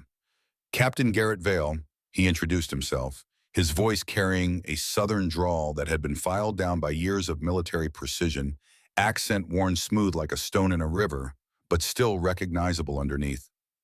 Military advisor to the Steelback clan, and you must be the famous Grisha Ironforge. He smiled, but it didn't reach his eyes. Didn't carry warmth, was just an expression his face made because social convention required it. I've heard stories. War captain who saved enemy children got herself dishonored for it. Romantic tale, if you believe in that sort of thing. Beautiful tragedy, very moving, makes for good campfire stories about the noble orc who chose mercy and paid the price. I don't deal in romance, Grisha said, her voice flat, refusing to be baited into defending herself or her choices. I deal in reality. And the reality is this war is costing both our clans more than either can afford. Resources, lives, futures, all being burned for territory that isn't worth the blood being spilled for it, for pride that doesn't feed families, for victories that leave everyone poorer than before. Strong words from someone who got sold as a slave, one of the Steelback warriors said, his tone mocking his posture, aggressive hand resting on his weapon like an invitation. Accurate words from someone who learned what things actually Grisha countered without missing a beat, without showing the anger Callum knew she must be feeling. I know the price of mercy, the price of pride, the price of choosing violence over alternatives. I've paid those prices in full with interest. She pulled out papers, the trade agreements she and Callum had drafted over the past day and a half, documents that represented hours of work, of calculating values and projecting outcomes, of building frameworks for peace. I'm offering you an alternative to continued warfare, she said, spreading the papers on a flat rock between them, creating a space for negotiation rather than conflict. Economic partnership, shared resources, a demilitarized zone that becomes a trading hub benefiting both clans. You keep your territory, we keep ours, and everyone makes more money than we're currently spending on killing each other. Simple mathematics. Peace is profitable. War is expensive. Choose accordingly. Vale took the papers, read through them with the focused attention of someone who understood logistics and economics as well as he understood tactics, who recognized that warfare was ultimately about resources and will, and that both could be measured, calculated, predicted. His expression remained neutral, professional, giving nothing away. But Callum could see the calculations happening behind his eyes, could see him running scenarios, weighing outcomes. Interesting, Vale said, finally setting the papers down, with care, treating them with the respect due to serious proposals rather than dismissing them out of hand. Well thought out, economically sound, probably more profitable for both sides than continued conflict, assuming the projections are accurate and the implementation is executed properly. He looked at Grisha directly. But you're missing something fundamental, something that makes all these numbers and agreements meaningless. What? This war isn't about economics. It's about honor, about old grudges that go back generations, about pride and territory, and all the things that don't show up on balance sheets but matter more than gold to the people doing the fighting. You can't negotiate away centuries of resentment with trade agreements. You can't buy peace when what people want is revenge. Then help me change that, Grisha said, and her voice shifted, became quieter, more direct, human to human, instead of warrior to warrior, person to person, rather than representative to representative. You're former military, Army Ranger based on the tactics you've been teaching Steelback, based on the way you've organized their operations, the methodologies you've implemented. You know what real warfare costs, what it does to the people fighting it, what it leaves behind when the shooting stops and the bodies are counted and the survivors have to figure out how to live with what they've done and what's been done to them. Vale's eyes narrowed, something shifting behind the professional mask, something like surprise or maybe recognition. How did you L-shaped ambushes, supply, line interdiction, small unit tactics, reconnaissance in force? Grisha interrupted, ticking off points like she was reading from a manual. It's Ranger doctrine, textbook perfect, executed with the kind of precision that only comes from extensive training and experience. You're good at your job, Captain Vale. Maybe too good. But you also know your job is teaching people to die efficiently, to kill effectively, to destroy systematically. And I'm guessing that's not why you signed up originally, not what you thought you'd be doing when you took your oath. Something flickered across Vale's face. Old pain, old regret, something buried but not dead wounds that had scarred over but never quite healed. Why are you here? Grisha asked, pressing the advantage, pushing into the opening she'd created. Really here working for an orc clan in a war that isn't yours, teaching warriors to kill each other over territory, disputes that don't affect you, that have nothing to do with your life or your interests or your values. Money, Vale said, but his voice lacked conviction, lacked the certainty of truth, carried the hollow sound of a lie everyone tells themselves until they almost believe it. Money you could make consulting for private military contractors at 3 times what Steelback is paying you, with less risk and better benefits, with retirement plans and health insurance, and all the things professional soldiers care about. Try again. Vale was quiet for a long moment, and Callum could see him wrestling with something, could see old decisions being re-examined, old wounds being touched. Then he spoke, and his voice carried the weight of confession. Because nobody else would hire me. Dishonorably discharged for refusing an order, for telling my commanding officer that the mission he wanted would result in civilian casualties. We couldn't justify that we had alternatives that would work without killing families, without destroying a village to save it. He didn't agree, said orders were orders, said mission objectives were paramount, said winning mattered more than how we won. I refused to execute, got branded insubordinate, got court-martialed, lost my career, lost my pension, lost everything I'd built over 20 years of service. He looked at Grisha, and there was recognition there now. Understanding passing between two people who'd made the same choice and paid similar prices, who'd valued life over orders, and discovered that the world punished such values. So yeah, Vale continued, his voice bitter now, carrying 3 years or 5 years, or however long of accumulated resentment. I'm here teaching orc clans how to kill each other because it's the only work I could get. Because refusing to kill innocents makes you unemployable in the circles I used to run in, makes you a liability, someone who can't be trusted to do what needs doing. Because I made a choice and I'm still paying for it, will probably keep paying for it until I die. Then stop paying. Grisha said simply, her voice gentle now. Understanding, carrying the weight of someone who'd walked the same path. You refused one set of orders that would kill innocence.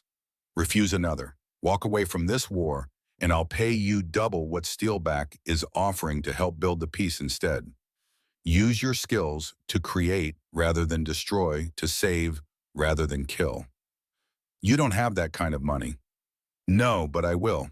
The council offered me 10,000 gold coins to end this war, to save Ironforge from destruction, to find a way forward that doesn't require every child in the clan to become an orphan. I'm not keeping it. I'm using it to buy freedom for 50 orc slaves, but I'll use part of it to pay you first if that's what it takes to stop children from dying, to prevent more families from being shattered. Vale studied her face like he was reading a tactical map looking for deception, for angles for the trap that had to be there. Because people didn't just offer redemption to strangers, didn't just believe in second chances for those who'd failed. You're serious, he said, and it was half question, half statement, like he was testing reality to see if it matched what he was hearing. Dead serious. You want redemption, Captain. Here it is. Help me build something instead of destroying things. Prove that refusing to kill innocents wasn't a mistake, wasn't weakness, wasn't the end of being useful. Prove it was the beginning of being better, of becoming someone who creates value instead of eliminating it.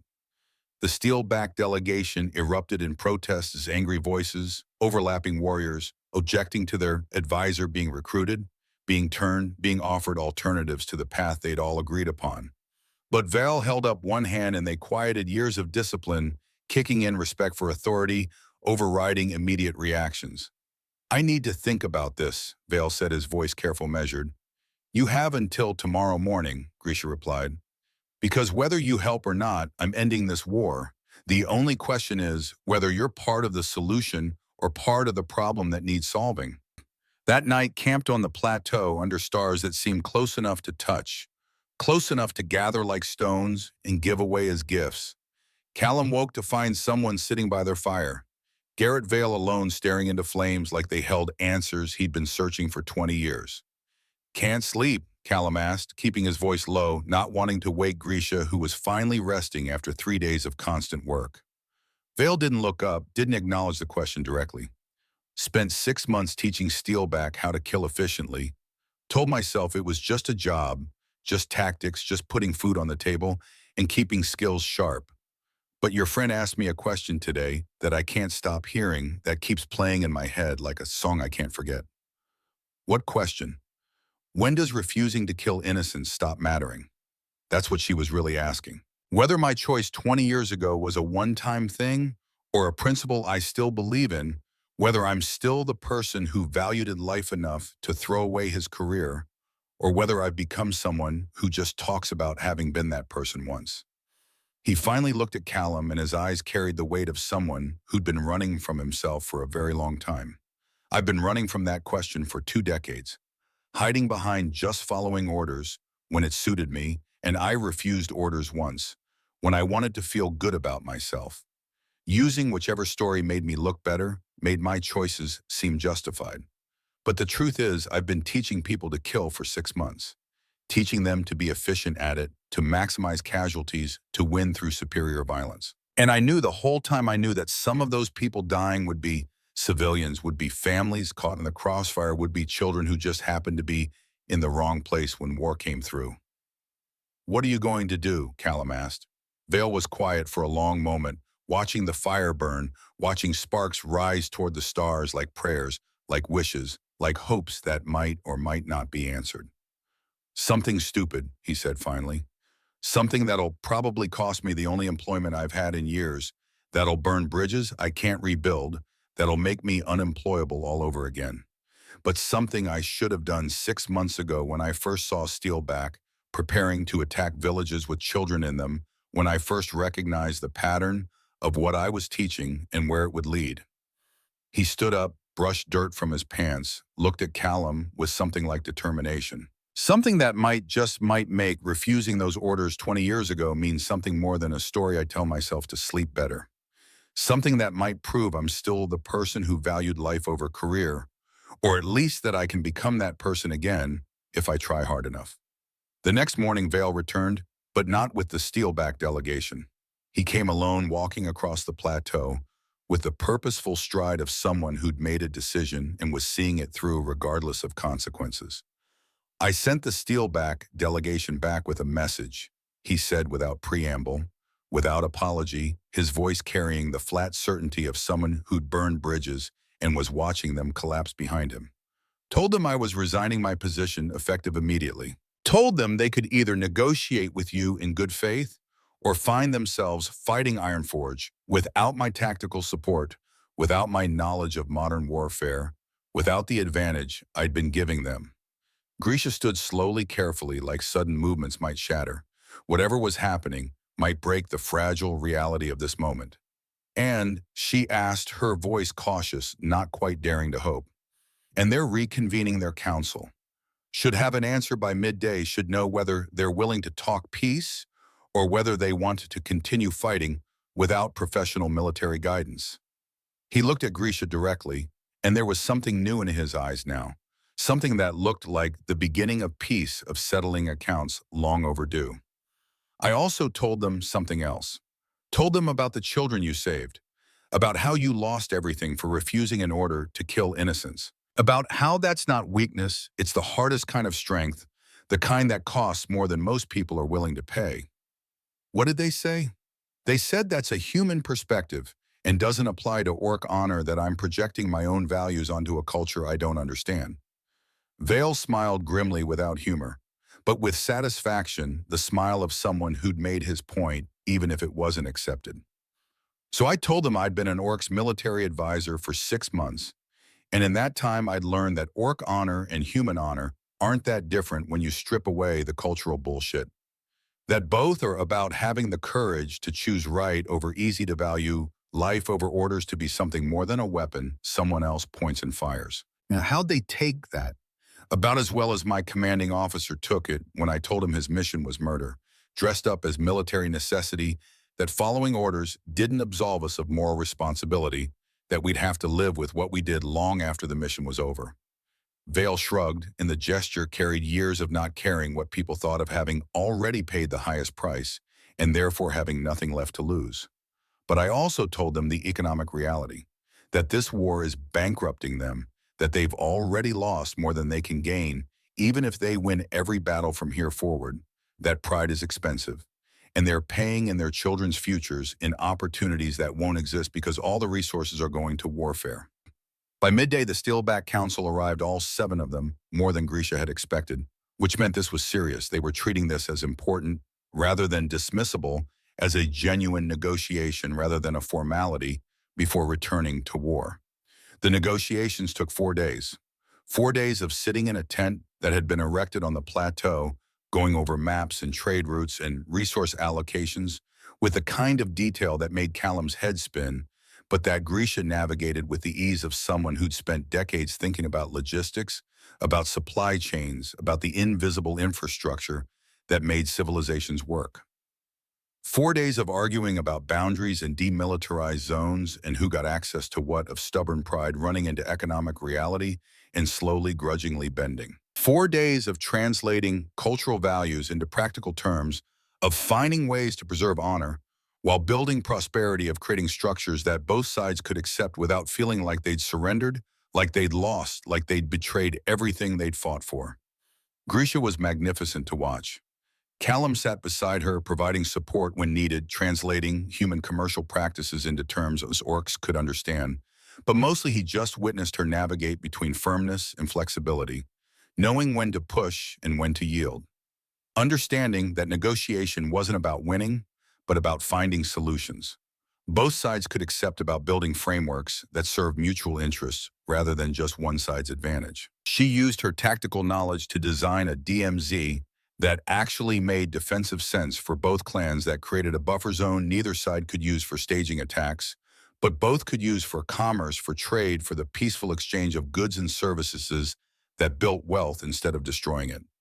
She turned military expertise into economic opportunity, showing how the same strategic thinking that won battles could create prosperity. Vale helped providing the human perspective on trade with human territories, explaining market values and commercial opportunities that orc clans might not recognize, might not understand, without someone who'd lived in both worlds. His knowledge of logistics of supply chains, of the practical mechanisms of moving goods across distances, became valuable in a different way, became tools for building instead of destroying. And Callum translated it all into agreements that were clear, specific, enforceable, not vague promises that could be interpreted different ways, not aspirational language that sounded good, but meant nothing but concrete terms that could be measured and held accountable that created obligations and benefits both sides understood and accepted. The breakthrough came on the third day when one of the Steelback counselors, a female warrior who'd lost two sons in the fighting, whose face carried the particular grief of a mother who'd buried children, slammed her fist on the table hard enough to make everyone jump. "Enough," she said, her voice carrying the weight of grief transmuted into anger of pain, turned into fuel for action. Enough dancing around what matters, enough talking about trade routes and tariffs and buffer zones when we all know what this is really about. She stood up and the tent went quiet, everyone recognizing that something important was about to be said, that this moment mattered in ways that couldn't be measured in gold or territory. "My sons are dead," she continued, her voice steady, but carrying an undercurrent of pain that would never quite fade, that would live in her bones until she joined them in whatever came after. Korak and Thrun, 19 and 21 years old. They're not coming back. No amount of territory or pride or honor will resurrect them, will give me another chance to see them grow old, to watch them have children of their own, to hear them laugh at my jokes. She looked around the tent meeting, every eye making sure everyone understood what she was saying, what she was asking. The only question that matters is, will this agreement prevent other mothers from attending funerals for children who should have outlived them? Will it stop more sons from dying for causes they don't understand, for hatreds they inherited, for pride that doesn't feed families or warm homes or create anything except graves? She turned to Grisha, and there was something like desperation in her eyes now, the desperation of someone who'd lost too much and couldn't bear to lose more. "You saved human children when you could have killed them. You chose their lives over your honor, over your career, over everything you'd built. Can you promise me this agreement will save orc children? Not all of them, I understand, about accidents and illness, and all the ways children die that have nothing to do with war. But can you promise it will stop them from dying in battles they didn't choose, for causes they don't understand, because adults couldn't find better solutions than violence?" "I can't promise it will save all of them," Grisha said honestly, refusing to offer false comfort, refusing to make guarantees she couldn't keep. "There will still be accidents, illnesses, the thousand small tragedies that take children, regardless of warfare, that remind us we're mortal and fragile and temporary. But I can promise it will stop them from dying in battles they didn't choose. I can promise it will create a future where children grow up learning to trade instead of learning to fight, where they have opportunities beyond warfare, where they can become something other than soldiers and casualties." The counselor nodded slowly, tears running down her face. Now grief finally allowed expression after being held back for so long. "Then I vote yes," she said, her voice breaking. "For the mothers who come after me, who don't have to feel what I feel, who get to keep their children. For Korak and Thrun, who deserve better than dying at 19 and 21. For every child in both our clans who deserves a chance to grow old." One by one, the others followed. Not unanimous, two counselors still voted against, still believed war was the answer, still clung to pride over pragmatism, still thought victory mattered more than survival. But 5 out of 7 was enough. Majority consensus, democratic decision, the will of the people expressed through their representatives. The war would end. The treaty was signed on the 4th day, as the sun set in colors that looked like fire and gold, and hope bleeding together like the sky itself was celebrating, was acknowledging that something important had happened, that the world had shifted in a direction that mattered. Both both clans represented everyone watching, as Grisha Ironforge and the Steelback High Elder put their marks on parchment that would govern the future, that would determine whether children lived or died, whether families stayed whole or shattered, whether the next generation inherited peace or inherited war. That night, both camps held separate gatherings. Not celebrations, too many dead. For celebration, too much grief, still fresh, too many empty spaces where people should have been. But acknowledgments, relief that the killing would stop, that resources could go to building instead of destroying. Exhaustion that came from surviving something that should have destroyed everyone involved from carrying burdens longer than anyone should have to carry them. Grisha stood apart from the Iron Forge gathering, watching from a distance, not quite part of it, but no longer fully separate, existing in that liminal space between outcast and accepted, between past and future. The granite-faced elder approached her, moving with the careful deliberation of someone who'd lived long enough to know that words mattered, that moments like this defined legacies, shaped how people were remembered. "The council has discussed your reward," he said, his voice formal, ceremonial, the voice he used when speaking for the clan rather than for himself.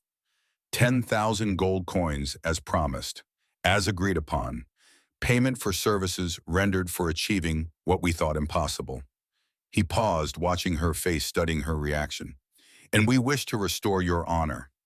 New tusks carved with your new accomplishments, ending a war, saving both clans, achieving through wisdom what could not be achieved through force. A ceremony acknowledging what you've done, welcoming you back, not just as war captain, but as something more, supreme commander of the three clans' unified military leadership authority, unprecedented in our history."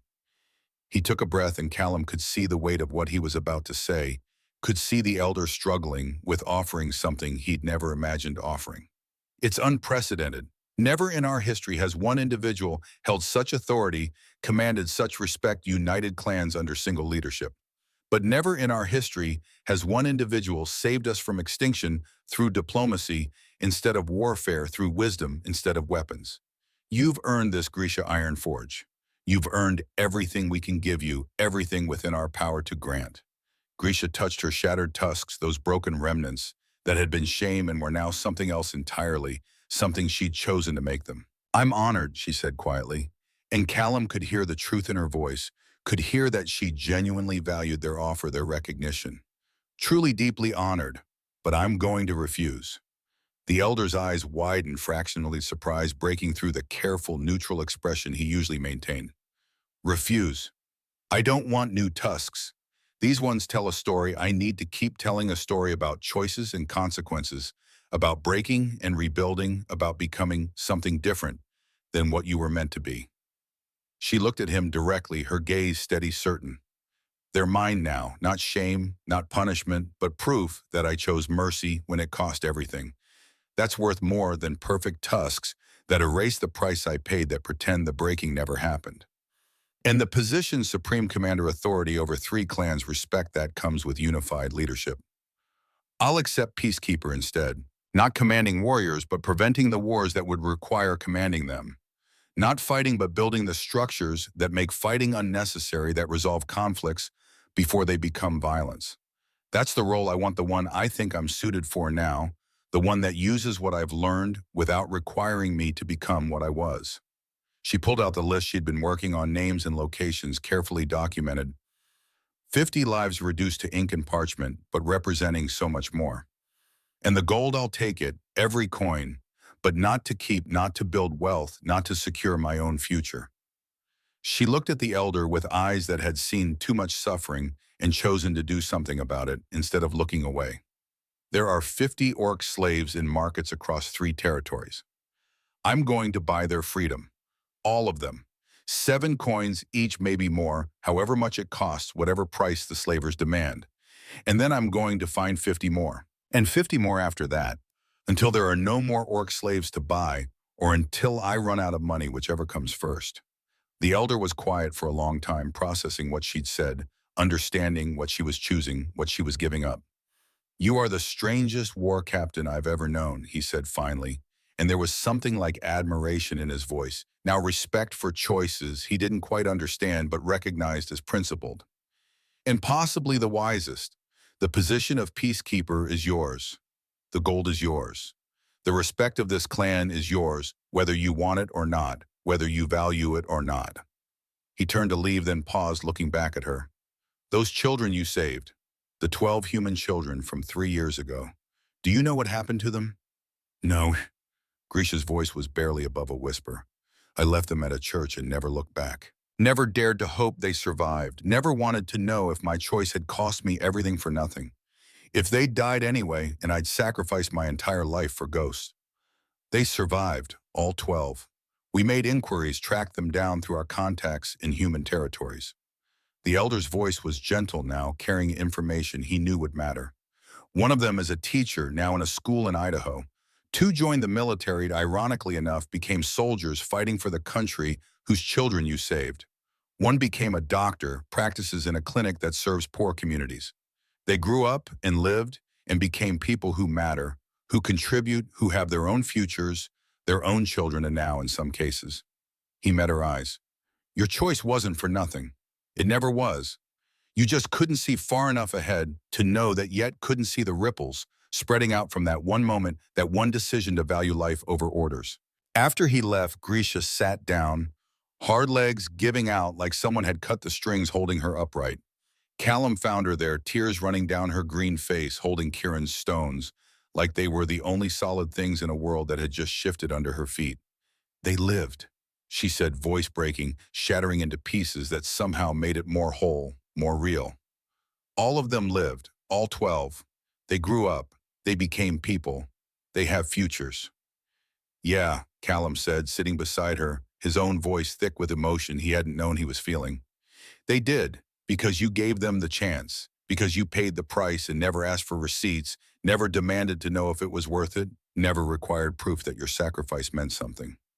3 years, Grisha whispered, and Callum could hear the weight of those years in her voice, could hear the accumulated pain and doubt and self-hatred that had sustained her through slavery. 3 years of believing I destroyed myself for nothing, for a moment of weakness, for children who probably died anyway, and I just delayed it slightly. 3 years of thinking I was worthless, that I'd made the worst choice possible, that I should have just followed orders. But you didn't follow orders, Callum said gently. You followed your conscience. You chose to be someone who couldn't kill children even when it cost everything, even when it meant losing your name and your clan and your identity. And 12 people are alive because of that choice. 12 people grew up and became teachers and doctors and soldiers and parents. 12 people who wouldn't exist if you'd been different, if you'd been able to follow those orders. Grisha looked at him and her eyes were bright with tears, but also with something else. Something that might have been the beginning of forgiving herself, of understanding that broken things could still create value, that mistakes and choices and prices paid could lead somewhere that mattered. Thank you, she said, for seeing me when I couldn't see myself, for believing I was worth more than 7 coins when I thought I was worth nothing, for coming on this insane journey when you could have stayed safe in Thornhaven with your fabric shop and your predictable life. Best 7 coins I ever spent, Callum said, and meant it more than he'd ever meant anything. The next morning, Kieran appeared with a cloth bag bulging with stones. 50 of them carefully selected over 3 days of searching, each one painted or polished or marked in some way that made it special, that made it a gift worth giving. I got them, he announced proudly, his small face beaming with accomplishment, with the joy of completing an important task. 50 stones for 50 people, the best ones I could find. Some are smooth, some are rough, some are broken pieces I glued back together because I thought maybe broken things could be beautiful too. But they're all special because you said they were for people who matter, and if you're giving them stones, then they must matter a lot. Grisha knelt down, took the bag with both hands like she was accepting something sacred, something that carried weight beyond its physical mass. They're perfect, she said, her voice thick with emotion. Every single one. Just like the people, they're going to, just like the futures they're going to help create. When do we give them away? Kieran asked, his eyes bright with anticipation, with the excitement of being part of something important. Soon. As soon as I can buy their freedom, as soon as I can find all 50 people and offer them choices instead of chains.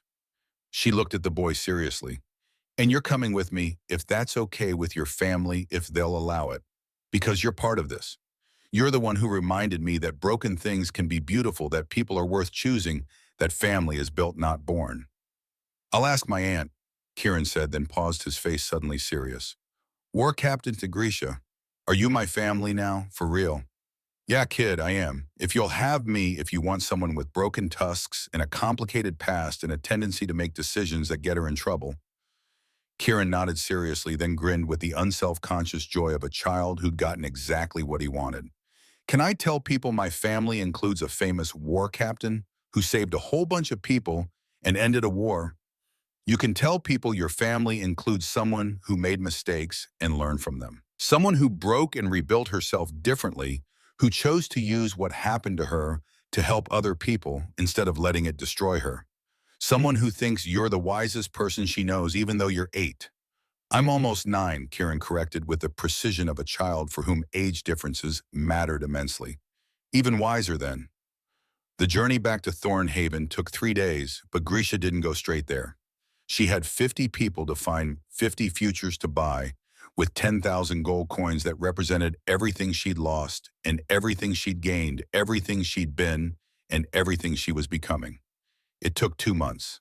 2 months of traveling to markets across Montana, Idaho, Wyoming, following trails that led to places where people were bought and sold, where human lives were reduced to prices and possessions. 2 months of counting out coins, sometimes 7, sometimes 70, whatever the cost, whatever the slavers demanded, and watching chains fall away, watching faces transform from emptiness to possibility, from despair to that first fragile beginning of hope.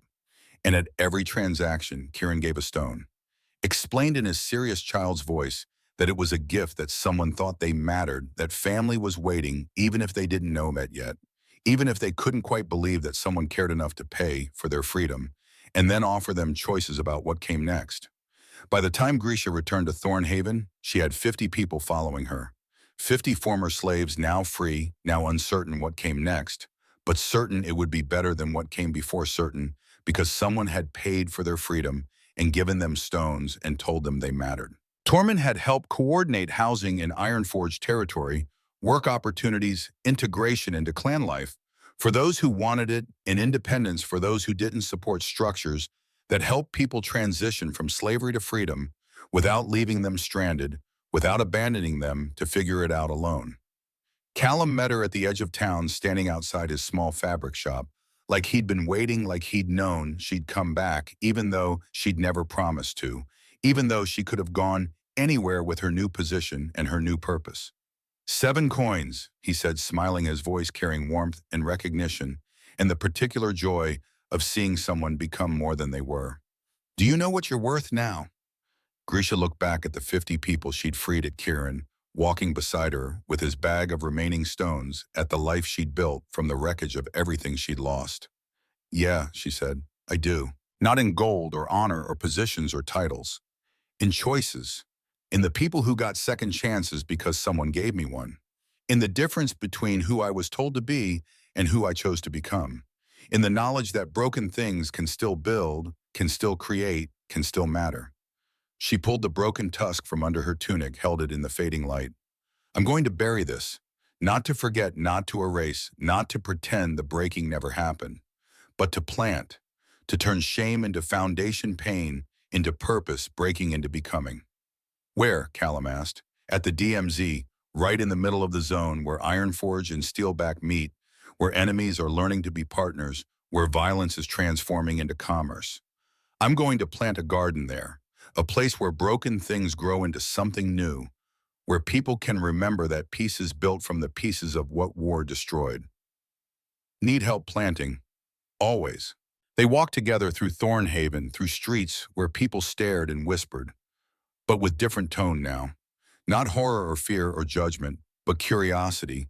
Respect, the beginning of understanding that sometimes the strangest stories are the truest ones, that sometimes the most unlikely people change the world in ways that matter. Elder Petra Ashford was watering her impossible flowers, and she smiled when she saw them. Didn't say anything, just nodded approval. Recognition, the acknowledgement that Callum had made the right choice after all, that 7 coins had bought something more valuable than anyone could have predicted. That night in the garden plot at the DMZ zone, that would take years to fully grow, but was already beginning, Grisha knelt in the dirt and buried her broken tusk. Carefully, reverently, like planting a seed that would grow into something she couldn't quite envision yet, but could feel the shape of, could sense the potential, waiting in dark earth. Kieran helped digging with small hands, placing stones around the spot where the tusk went into the earth. 50 stones for 50 people, marking the perimeter of what would become a garden, a memorial, a promise that broken things could still build, could still create, could still transform shame into growth. What will you grow here? Kieran asked, his voice carrying the simple curiosity of a child who understood gardens were about more than plants. Everything, Grisha said. Flowers that don't care about clan boundaries, that bloom for anyone who looks, that create beauty without asking permission. Vegetables that feed whoever's hungry, regardless of their tusks or their honor or their past. A place where people can come and remember that mercy is strength, that choosing life over death costs everything and is worth it anyway. Will you stay? Callum asked. Or will you keep traveling, keep freeing slaves, keep building this thing you've started? Both, Grisha said, standing, brushing dirt from her hands, looking at the plot that was bare now but wouldn't stay that way. I'll be peacekeeper, preventing wars, negotiating between clans, building frameworks for peace. I'll be gardener, tending this place, creating space for remembering and healing. And I'll be liberator, finding more people who need second chances, who need someone to pay for their freedom and tell them they matter. It's not either or. It's all of it, simultaneously, all the roles combining into something new. She stood looking at the bare earth that would become a garden. You taught me that you know, that you don't have to be one thing, that broken doesn't mean finished, that 7 coins can buy something worth more than 10,000 gold if you're willing to see value where others see waste potential, where others see damaged goods. I just saw a person who needed help, Callum said. No, you saw someone worth saving even when she didn't see it herself. That's different. That's the kind of seeing that changes things, that saves things, that builds futures from ruins.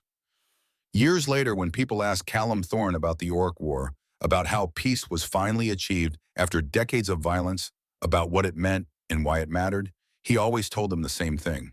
It wasn't about grand gestures or heroic battles or any of the things songs are made of, any of the dramatic moments that made good stories. It was about one person choosing mercy when violence would have been easier, when everyone around her said violence was the only answer that mattered, the only response that made sense.